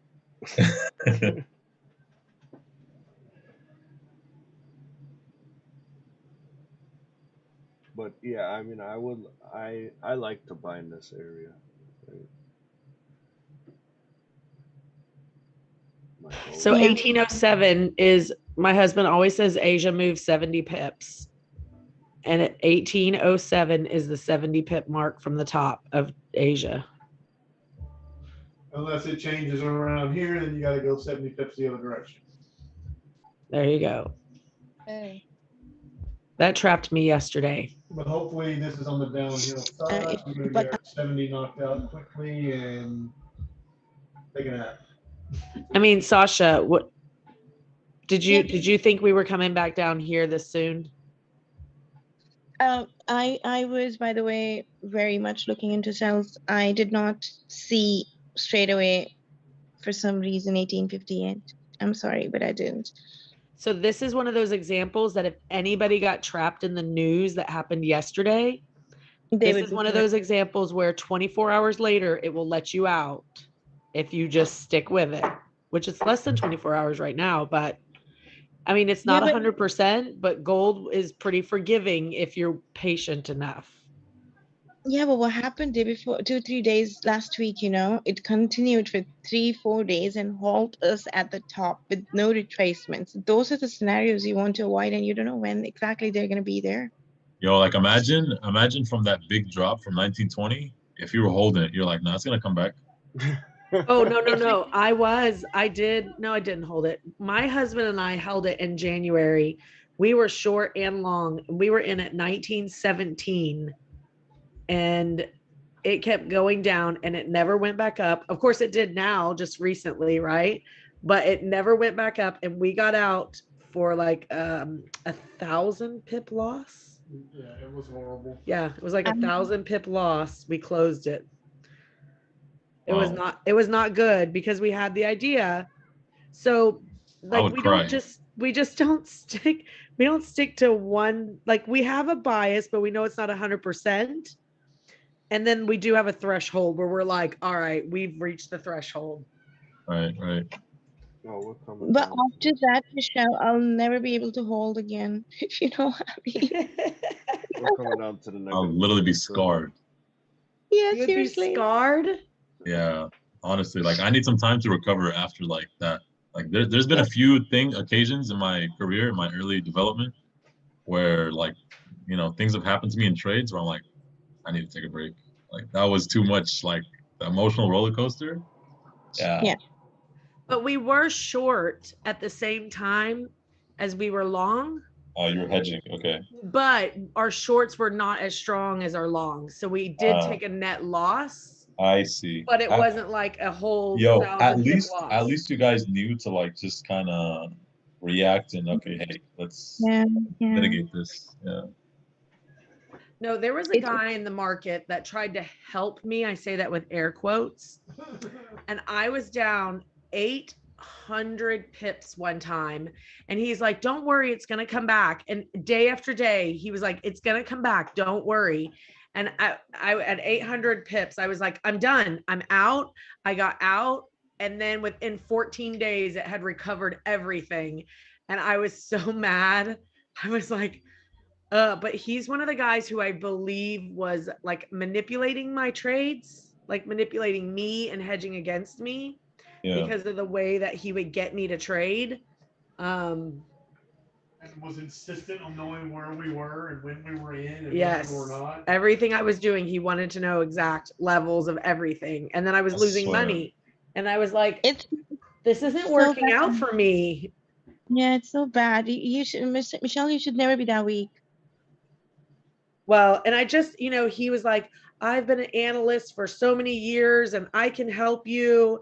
And I was brand new and I was Yo, like, just to cool. make you feel better, I did it one time too with this guy. I gave him like, I don't know, $1,500. Like, yeah, but we're gonna flip it, we're gonna split it. I was like, yeah, dude, let's rock and roll. And then he just took my money and ran off. Yeah. Man. So I'm Oh, very leery when people come on with a certain energy. Like it's happened to me even in my chats recently. And, I've been like, this feels familiar. Yeah, I'm I just get a saying message or so a week on the YouTube channel. Somebody I begging hate me to those let him people. They're show us coming how to on. trade. Yeah. Oh, you guys I'll should just, see my stories. I haven't had none in a minute. They're I'll getting mad just at say me this. for blasting them, but normally I keep them going, and then it's quite an amusing ride when they at the thankfully, I've met Mitch, end. Mitch messes with them like we do, like solicitors that call. Oh, those messengers? Yes. I do too. There was somebody that called today. They were like, we're calling regarding your car warranty. And I was like, yes, I have an 1852 Malibu. Oh my gosh. And Brian looked at me confused and then he realized what I was doing. I told her she should tell him we had a 46 Studebaker. We've been waiting 40 years to get it fixed. Oh, it's funny. Sometimes I mess with them and then I don't carry it on, but then I'm like, please add me to your do not call list. I got 3 car warranty calls today. I am so fed up with them. So Like my car that they're calling me about is totaled, and they're still calling me about it. I don't get how they're slick as shit, and I don't know how they know this, No, right? but I literally 'Cause told them, so take me they off your do your caller list. numbers, yeah, but then they'll call you from a different number. They were Yeah, calling me from a New York City number, then they started calling me from a Buffalo number. So then we would yeah. answer. So now I had those all blocked. We go to PA. They called my wife earlier with a fucking PA number. Bro, I don't know why. There's no car. What do you want? Like, Yeah, no, and it's crazy because my warranty's been up fucking 40,000 miles ago, and I have it through the dealer. So like, you ain't about to tell me my shit is up. yeah. I paid for it for the next fucking umpteen years that I'm paying the fucking car off. So can I give you guys a little trick that you may know? If you get an automated call, like, you get like the robocall that then it's like press 0. If you press 2 or 9 or both, like sometimes I'll hit 2 and 9, it removes you from their call list. Mm. So every time I get one of those, I'll dial 2. If it doesn't hang up right away, then I'll dial 9 and it hangs up and it should add you to their do not call list. Okay, Right. keep that in mind. Nice trick. I just press block. Block. Yeah. They're still gonna find another number to call you through. That's what's crazy. Yeah. Oh my gosh, I had this guy going once. He said he was from the IRS. Oh my gosh. He was like, I'm from the IRS, and he got so it was terrible. I can't even repeat how bad the conversation got. It was so bad. Like he was saying vulgar things to me. And my friend was over and we were just laughing at him. And he started making like all these sexual comments. Oh, that's the one that was talking about dildos. Yes, it was terrible. And my What? friend and I were like, what is going on? Yes, the guy just got super vulgar because he wasn't getting over on me. Yeah. I was like, oh my gosh, you're calling from the IRS. Well, let me give you my social security. And then, oh yeah, he got real happy, huh? Yeah, it was like 893, and I gave him some random numbers. And he's like, that's not it. And I go, no, that's it. It is. But thank you so much for helping me. Can I just say my next door neighbor, look, I hope they never watch this video. My next door neighbor, they're extremely educated people, like very educated people. And one day my husband went outside and the neighbor was out there just cussing. He was upset. And my husband went over and he's like, is everything okay? And he said, my daughter, who graduated from college, called my wife said she got a call from the IRS that she needed to wire $5,000. So my wife and my son and my daughter rounded up $5,000 and wired it to somebody so that the sheriff didn't show up to arrest. And he goes, and I'm baffled at why in the world 3 educated, highly educated people All 3 of them PhDs. fell for that. Damn. All 3 of them. One with a music PhD, one Oh. with a PhD in psychology, and one with a PhD in pharmaceuticals. Yes. And he was like, I don't understand how people fall for that. There's a difference if you're street smart and book smart. Shit, though, That's what I was saying about Mitch. I ain't about to pay no $5,000. That's You what I was about to saying. get my ass to That's jail. what I was Fuck saying that about Mitch. shit. You're not getting over on Mitch. Mitch Nah. is the guy that's like, no, he's like, you're not hustling me. I got your number. Yeah, they called me one day. I told them I work for the CIA, and the guy said, "Give me your badge number." And I said, "Well, you work for the IRS." I said, "Give me your badge number." He was like, "F you," and he hung up on me. I'm like, "Yeah." So funny. Sure. Sometimes I put my kids on the phone with them. Oh yeah. My kids will be like, do you like chocolate chip cookies? Just confuse them. Yeah. Look, sometimes if I'm bored, I stay on the phone till they hang up on me.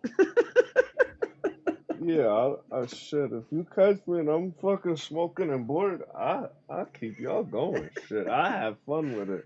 Oh, sometimes it's really funny, especially if they're trying to scam people. Like this guy called me once with a credit card, and he's like, yes, I don't remember what he was trying to get me to do with the credit card, but he gave me a legitimate credit card number. I think he wanted me to run it through my business or something, and for some amount. And I was like, okay. So he gave me the credit card number, and I looked up what bank it was to, and I called the bank and I said, I want you to know somebody has this number with all the details. And they were like, thank you so much.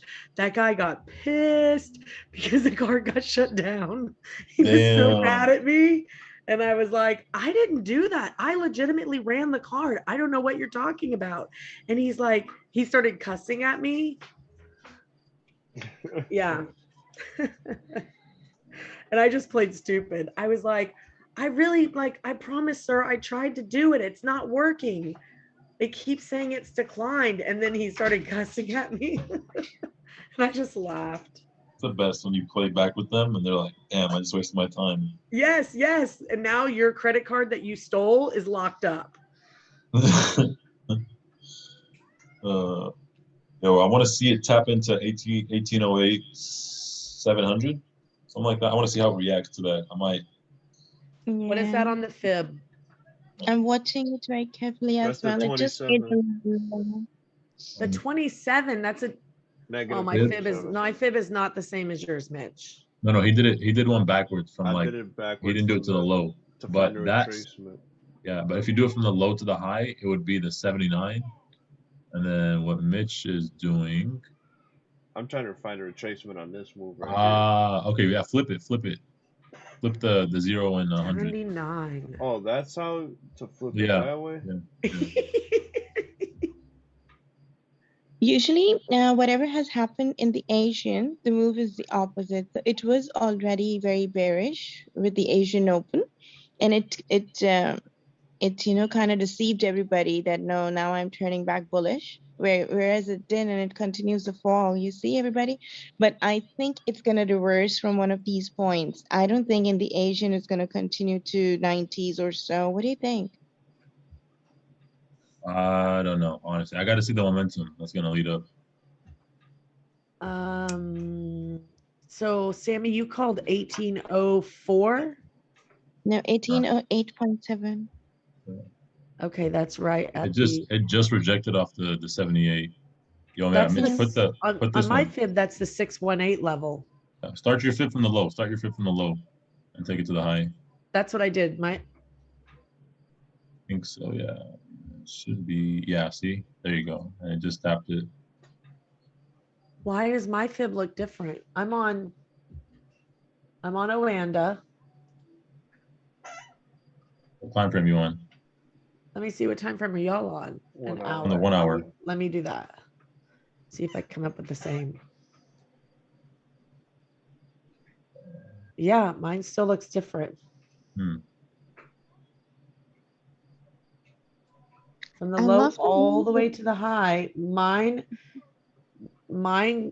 like my 70% is at 1804. 1804? Yeah. How the hell? Because you're doing it on TradingView, are you? Oh, you're Yeah, doing I'm it doing it from on. July. You're doing it from July 28th low. Yes. No, we're doing it from this most recent leg that was created, like New York, London, Yesterday. Yeah. Yeah, August. August Oh, 2nd at Yeah. 7 for y'all. got it. Got it. Okay. Sorry. Yes, I was doing the bigger move, the retracement we were looking for this morning that we never tapped into. That's kind of where I'm anticipating we get back to right now. And then maybe we could see some upside once we hit some gaps. Yeah, but I'm just waiting and watching it. If it's gonna just continue dropping and dropping, or is it gonna reverse? We're going to know in the next hour. I'm looking at the same thing. So because of that silly 1807, Sami, do you remember yourself drawing that your pencil sketch with and said that it's gonna come back down to the equal lows and then go up? Um, I don't remember honestly. I'm gonna send it back to you.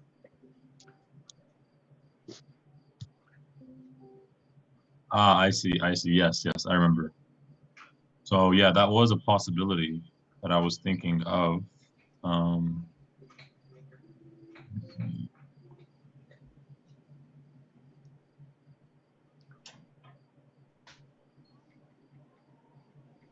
70.2 hit again.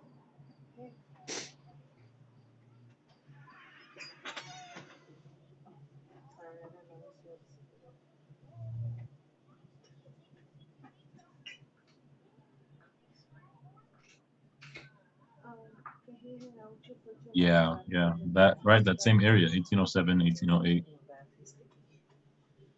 so I Yeah, could you just, found Yeah, I I, found and it. sorry. I was just going to say, because I could just close it, but I don't want to, and I don't want to belabor this silly little, it's a very small risk, but I could just close it or I could keep it. It's What going is to, it? Are you in sales? yeah, it was a sell that I took a while back and it's now come back to it again. Oh, okay.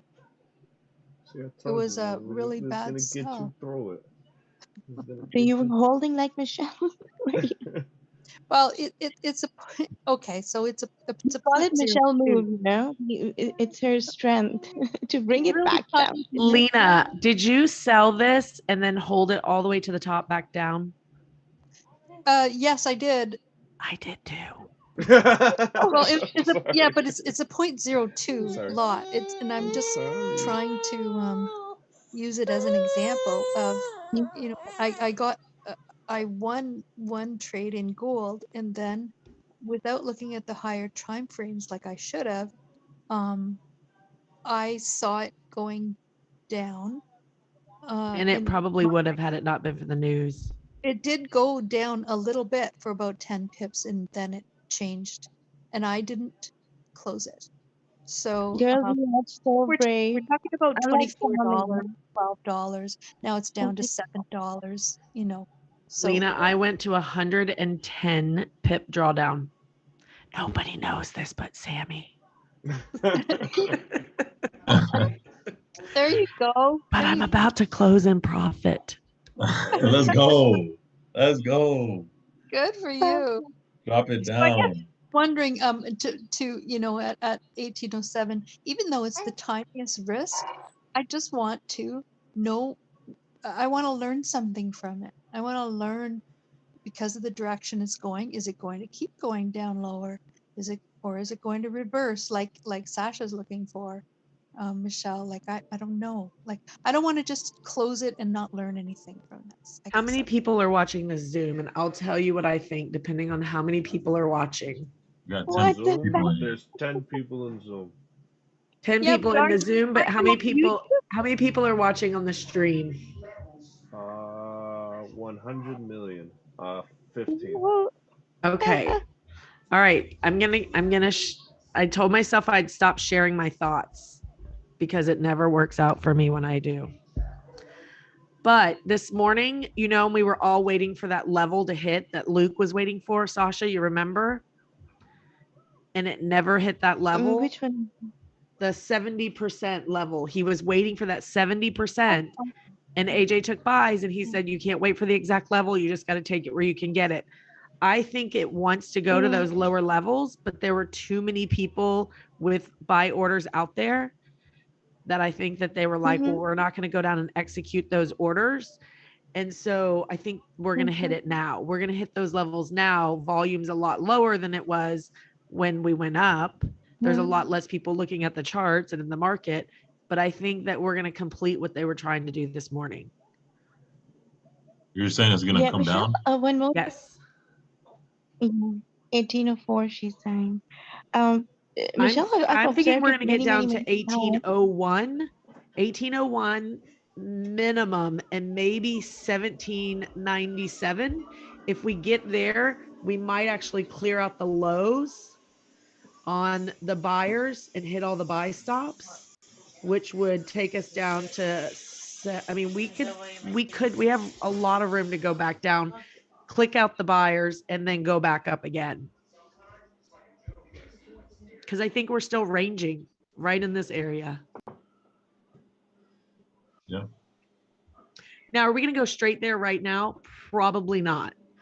We're probably going to come down a little, retrace some, but in the next probably 24 hours to 48 hours, we're going to hit that low, then we'll reverse, head back up. NFP will be crazy on Friday, so they're going to be setting up for that. But I really believe we're going to hit these levels that we should have hit this morning, but it never made it there. It wanted to get there so bad, but it never did. And then again, I could be completely wrong. And we could go to 1900 right now. Let's do it. You must be hating it when AJ was saying 1858 and you were wanting it to come back down because you wanted to come back down to yourself. No, I was asking You're him. like, I was like, so AJ, when are we going to get there? Like in the next 4 hours? He goes, I go, what time frame are you looking at to get to 1850s? And he said, I'm looking at a 4 hour. I go, whoa, we're getting there in 4 hours. He goes, oh no, we're getting there this week. And I was like, okay. And I kept saying, I don't know if I said it out loud, but I just kept thinking, we didn't just make the low for the week. Like there's no way that was the low for the week. So I anticipated we were coming back down. Yeah. yeah, because usually with the fib levels, I've seen that the price keep playing. So it comes down, gives everybody 61.8, goes back up to 0.32 or 0.50 level, then comes back down and plays ping pong between these fib levels usually. And you don't know to which level it's going to continue or reverse back from. That's what it did yesterday. And I'm just watching the same levels. And I was also waiting for it to come down to 70-ish or even the 97 area, 98 area. But when it didn't give me, I saw it bouncing back off. Luckily, I just entered right before the news candle. I entered twice, by the way. I entered one time, secured 80% on 25 pips, and then I entered back again when it came back down again. So, but it kept doing, it did not clear further lows. So I was like, okay, I think this is it.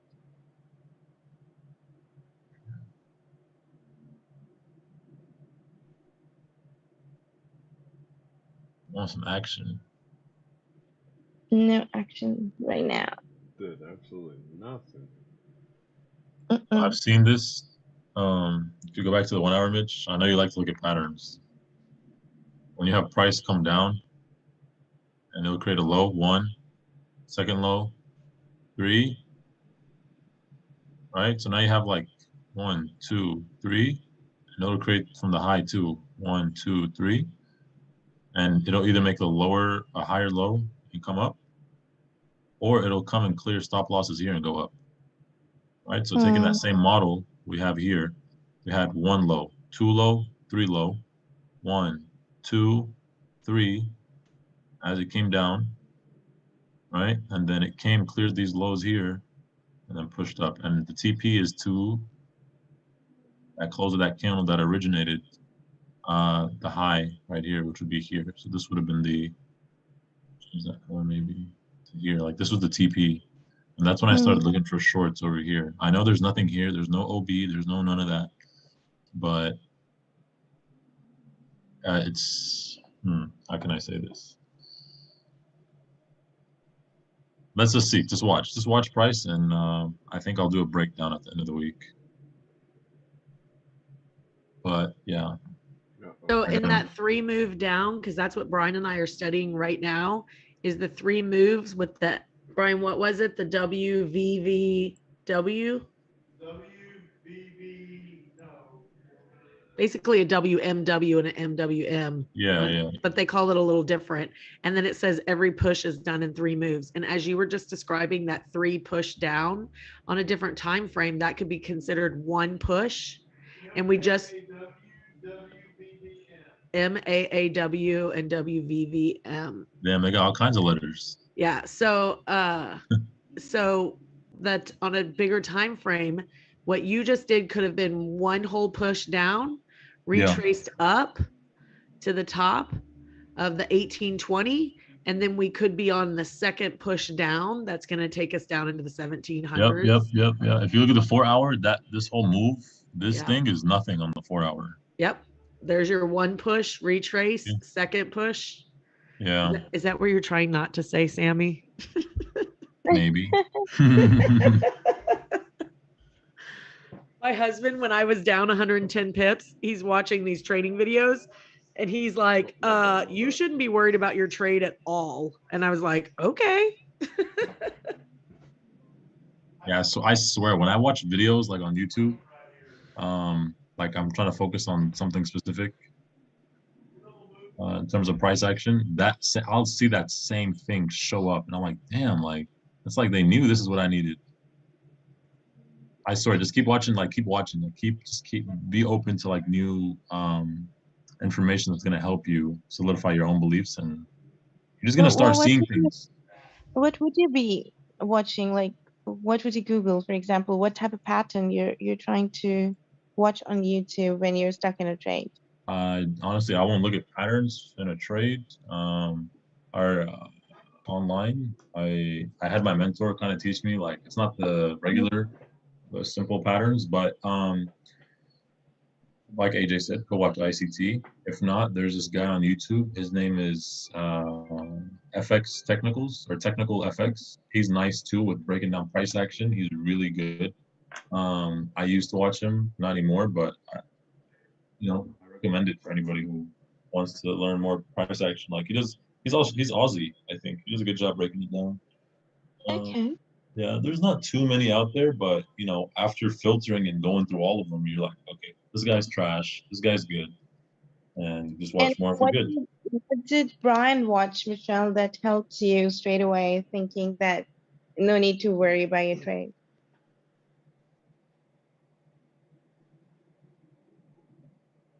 So, I'm Never sorry, were y'all thought. talking to me? Hey, Jace, will you close that door? Yeah, my son was talking to me. Sorry. I don't know what y'all were saying. I was saying Max was at a very nice place as well. Just looked at the WhatsApp messages that were there. Max was at having a sunrise at an amazing place, by the way. Oh my gosh. It was... That's that place that you were at, right? By it? The same place. No, that one that you sent, right? Or that you had in your where you cleared your mind. Yo, guys, I'll be right back. We're on the other side of the country. Oh. Yeah, this was pretty. I was near the waterfall. Max, did you go to the waterfall? I went to a place called Heaton's Lookout, which is about 40 minutes drive from me. Oh, We you're went. Max Ricardo? We went back. Yeah. You can call me Max. Everyone calls me Max. Okay. Maximilian. Maximum. About 40 minutes drive west, and into the mountains. We left about 5:30 this morning, so we could get the sunrise. I think that was a beautiful, beautiful view. No, it definitely Right. was. Took an esky full of food, so I had breakfast there. Oh, what? An esky full of food, An Esty? an ice box full. No, I knew what you were. So I was just trying to, because the terms was all different. a He's cooler. in a Eskimo brand name? big mood. No. Esky's a brand name, yeah. Oh, okay. It's like Kleenex. Oh yeah. Michelle, you there? Yes. I was asking you which YouTube video was Brian watching, and he reassured you that your trade is going to be absolutely okay. It's going to come back down. So a year ago, when Cody and I started looking at Forex, we bought this program from this guy he worked with. And the guy charged us $3,500. And it was all these videos that he basically took somebody else's program and he sold it to us. And he gave us access to all these videos, and we started watching them, and they were from like 2011. Well, recently somebody approached me in Instagram and was like, hey, you should watch these videos. I've been trading by this. It really works. Like, you shouldn't pay attention to anybody else. And so I mentioned the guy's name in the WhatsApp, and somebody said, oh, his videos are on YouTube. So when I went and looked, I'm like, oh my gosh, this is the guy Cody and I bought that program. And that so was saying that they're all on YouTube, Steve Mauro videos. Yes. So Brian and I said, if we're all, me, Cody, Brian, are all going to be trading together, we all need to have similar understandings of how we think, because sometimes we all see it different. So Brian's been spending like 2 days watching this guy's videos and learning patterns and setups and pushes and formations and how far. I mean, you have to be really open-minded to watch it, because a lot of people will say, oh, they don't come after you personally. They don't care where your trade is. You don't have enough money. And that's not true. They track everybody's money. They make a lot of money off of retail traders. And so this guy talks about it. He talks about how the market makers, how they move the market, how they put people in a bind. And in this video, I mean, he just kind of breaks it down and gives you the edge so that you don't get trapped. And who is this guy? He's on YouTube? KVA.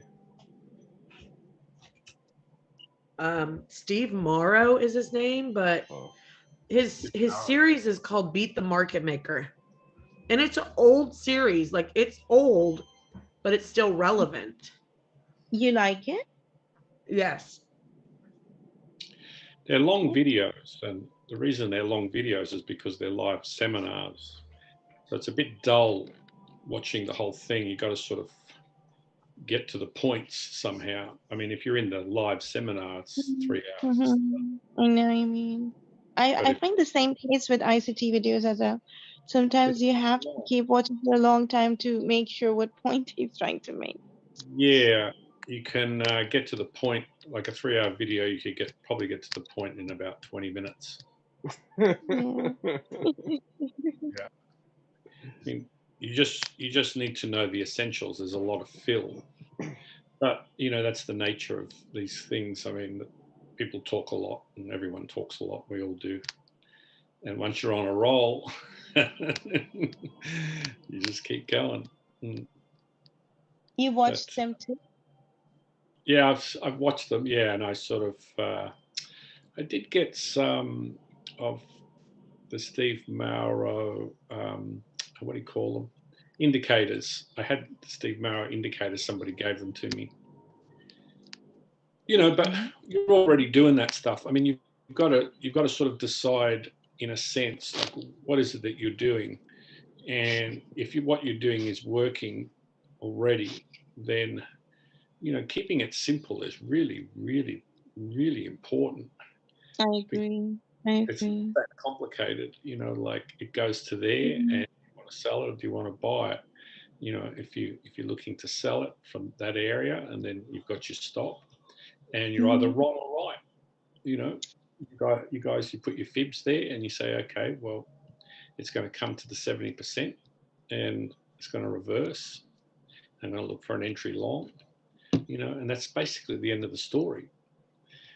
It's the rest is filler. I mean, sure, they've got to be taking our money. I mean, like that's what the banks do, because I guess nowadays even must be millions more people retail trading than there was, say, even 5 years ago. But they must be taking money from each other as well, because if you're talking about billions of dollars moving the market, like if Mhm. $1 billion moves one pip, I mean, retail traders don't have $1 billion. So, um, they don't have billions of dollars that they're trading with. You're talking more in the millions.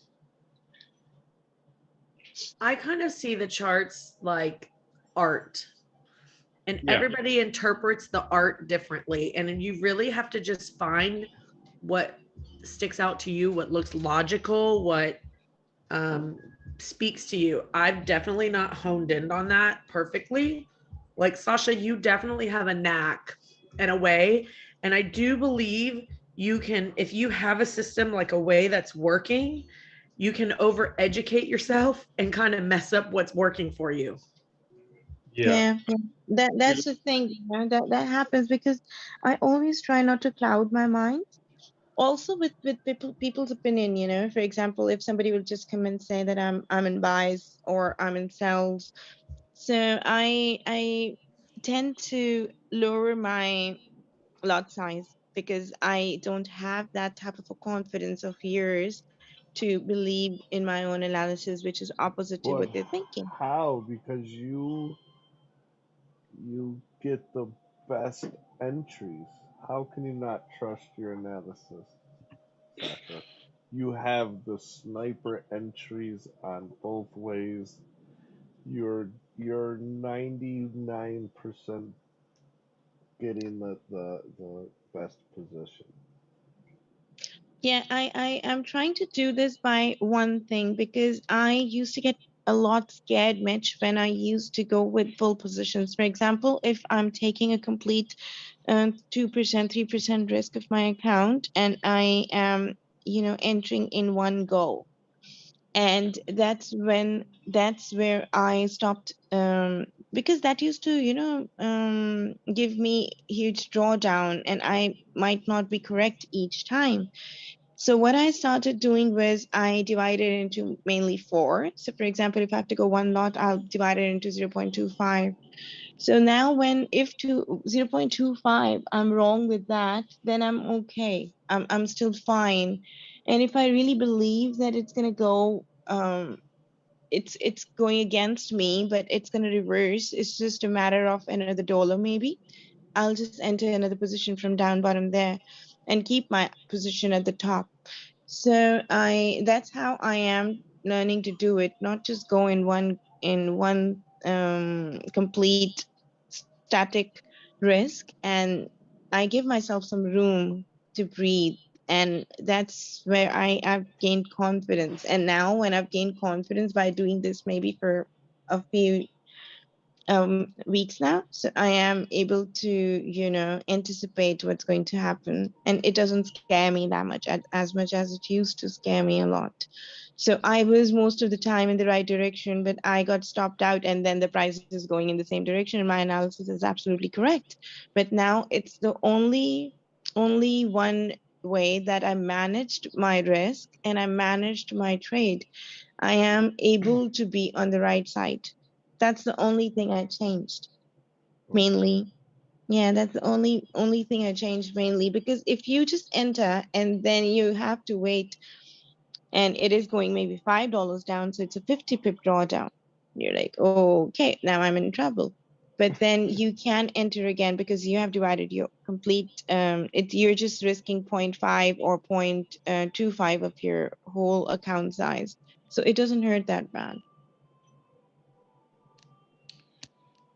Yeah, I think scaling in is really good. Yeah, because you don't just have that full lot Which hanging is out. what I've been trying to do since we've had that conversation, Sasha, a few weeks ago, is to not take my, except for AU because I for some reason I just always go full in, but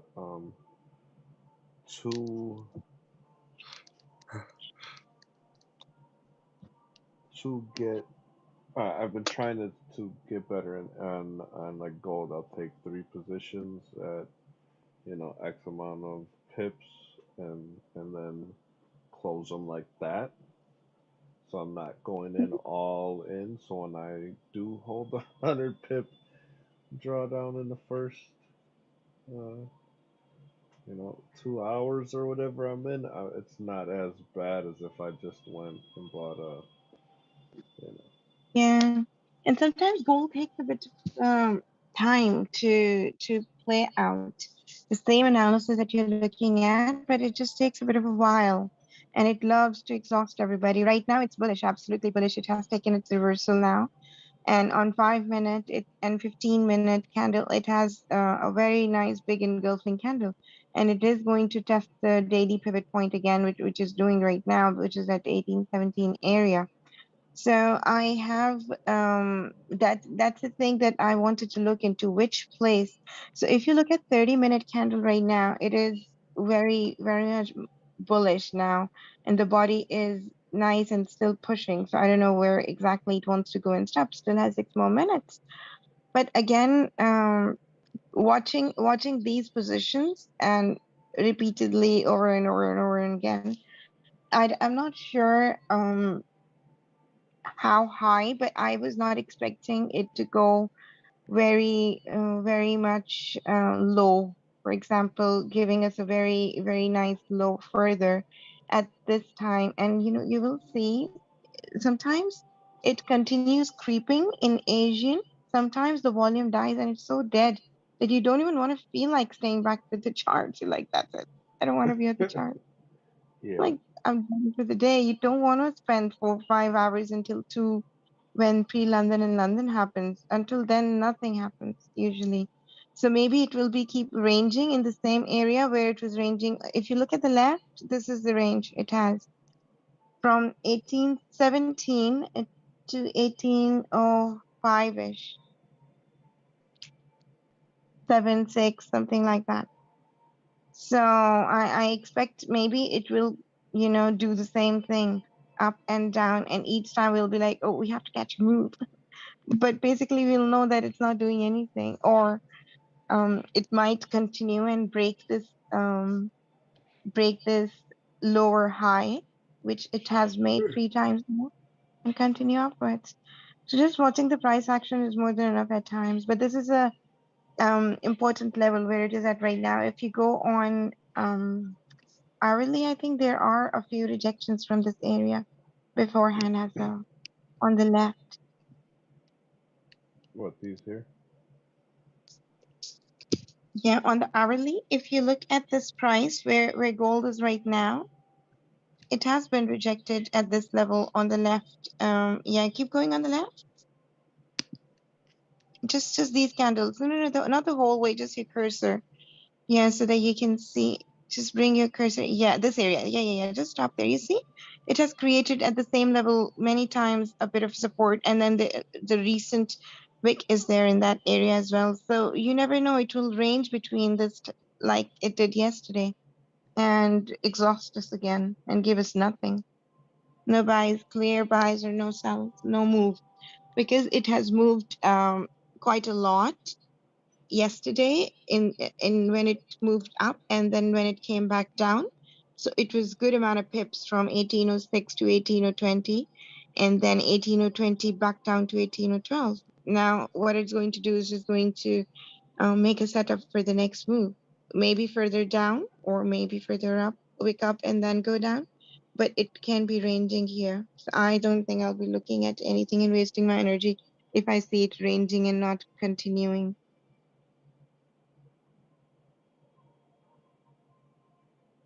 I would like to see it close with no wick on the top so I could take an entry.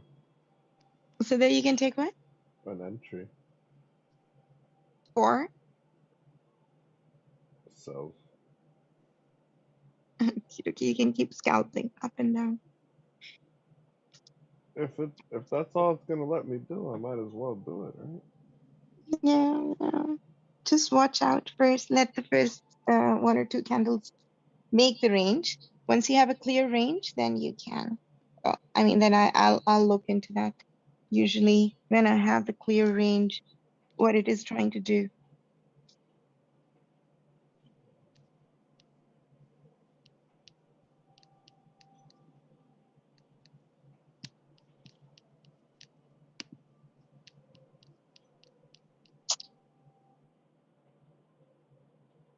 Okay, guys, I'm gonna call it a night. It's been great with you guys. Asian session. Well, thank you. Bye, Lena. Bye now. Bye bye. Thank Hi, you. Lena. Ciao, ciao.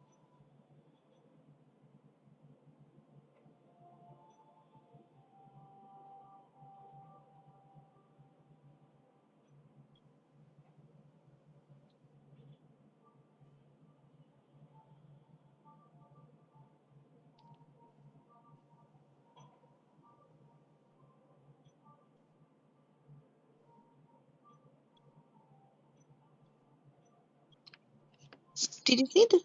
This 9 o'clock candle was very deceiving. First, it first 30 minutes were so bearish, and then the second 30 minute engulfed the first 30 minute all the way and became so bullish.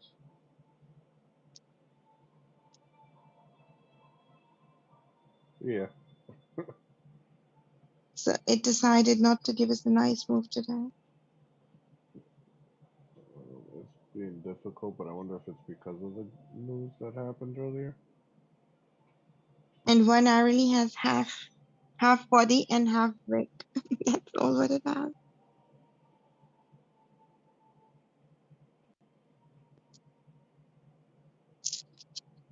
Yeah, that's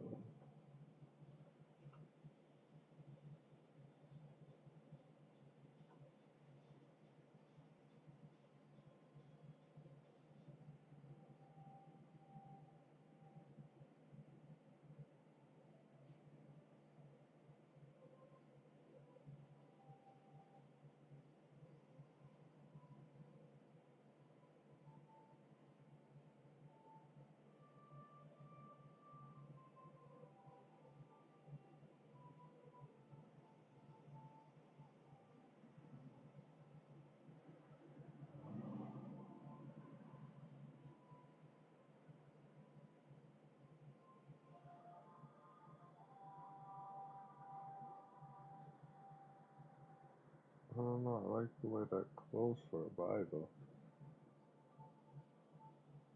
I haven't taken it, but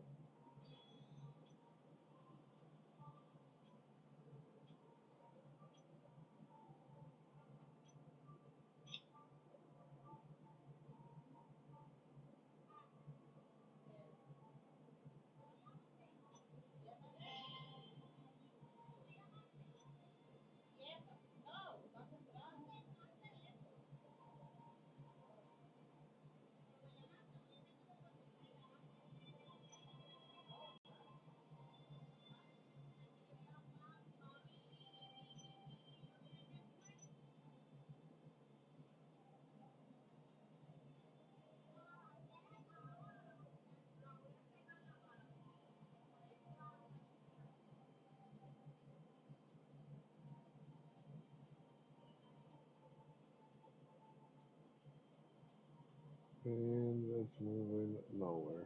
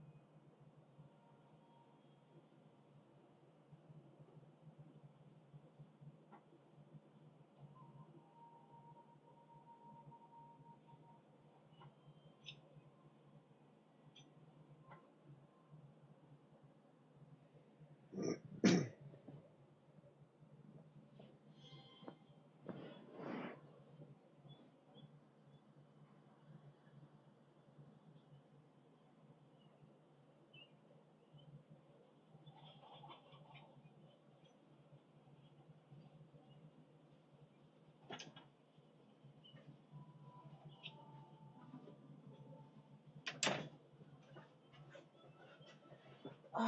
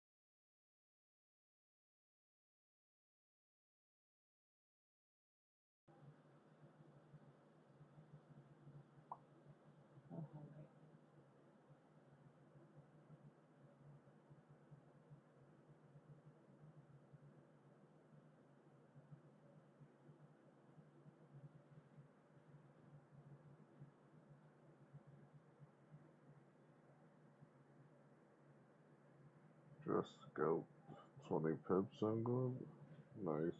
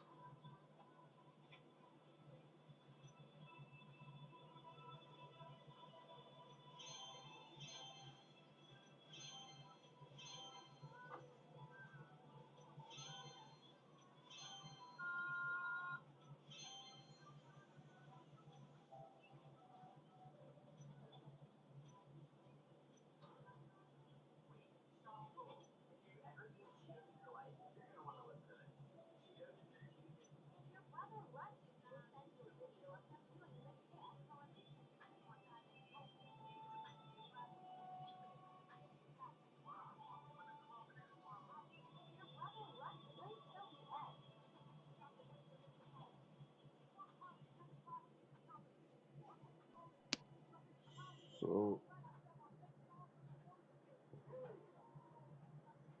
so gold is acting stupid.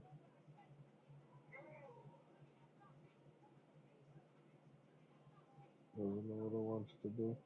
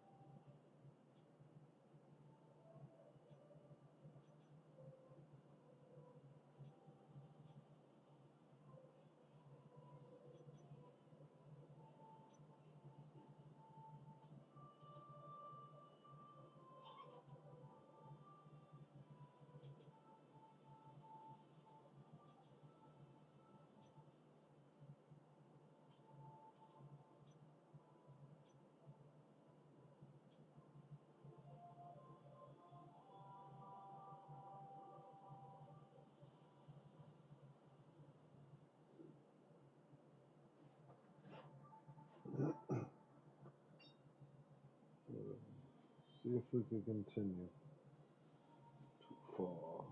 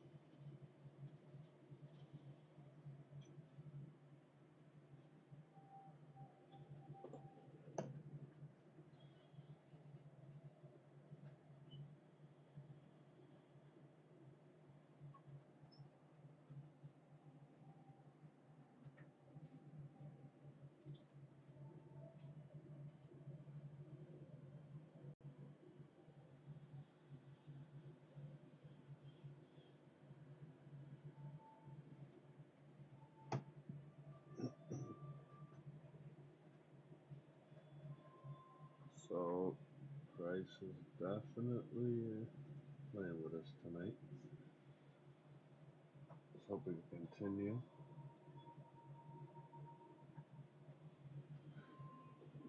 Sasha, I don't know how your back testing goes about if the 9 o'clock candle doesn't move.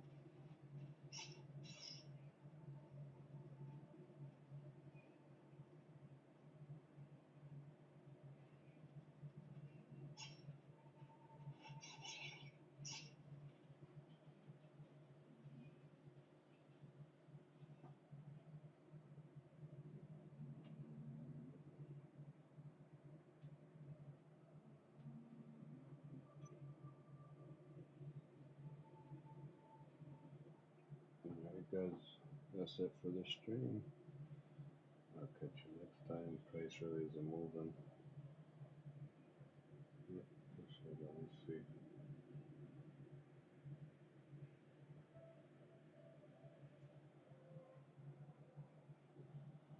I'll be ending the stream in about after this 15-minute candle prints. Don't print how it needs to, then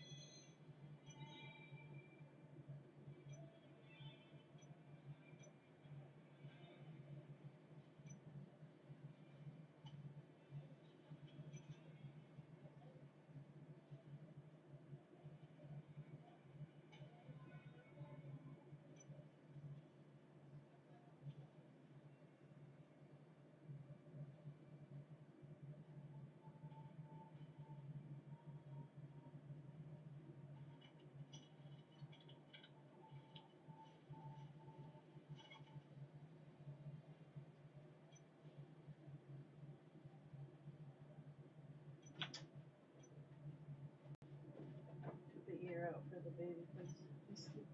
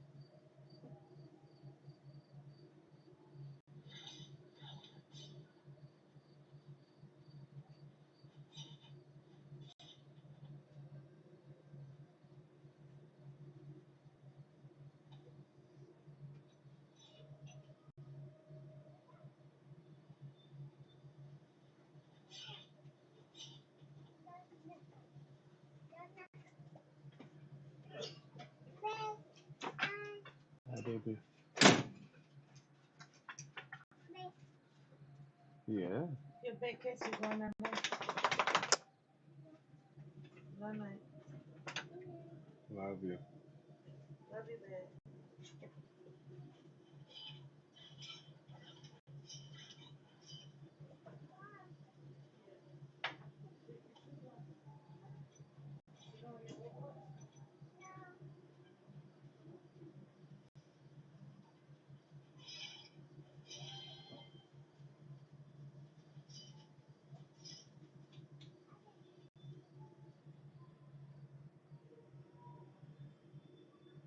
Alright, YouTube. Alright, YouTube. That's all for tonight. See you guys back here Wednesday, 7:30.